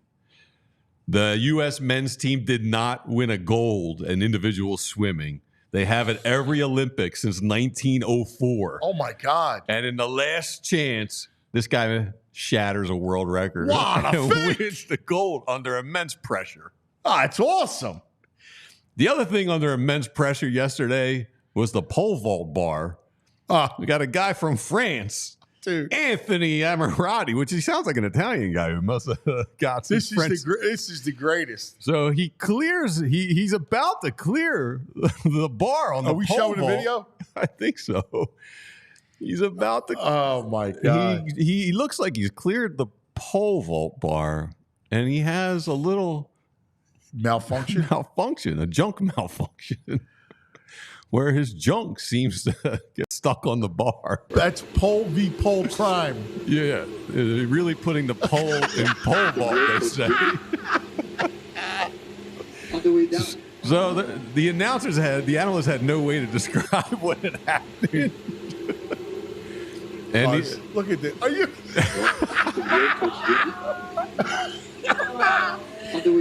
So the internet, That's unbelievable. Saying, did he really lose? The whole world knowing him and Nick Foles are gifted. You got talking, brother. Yeah, you definitely got talking. Yeah. Man. Oh, that's the way to end the show. I love it. Everybody, that's going to do it for us. Have a wonderful day. All right, we love you, man. That's image. I had to not feel good either. No. Yeah. Have a great day, everybody. We love you. We'll see you in the morning. We all silly like the mayor.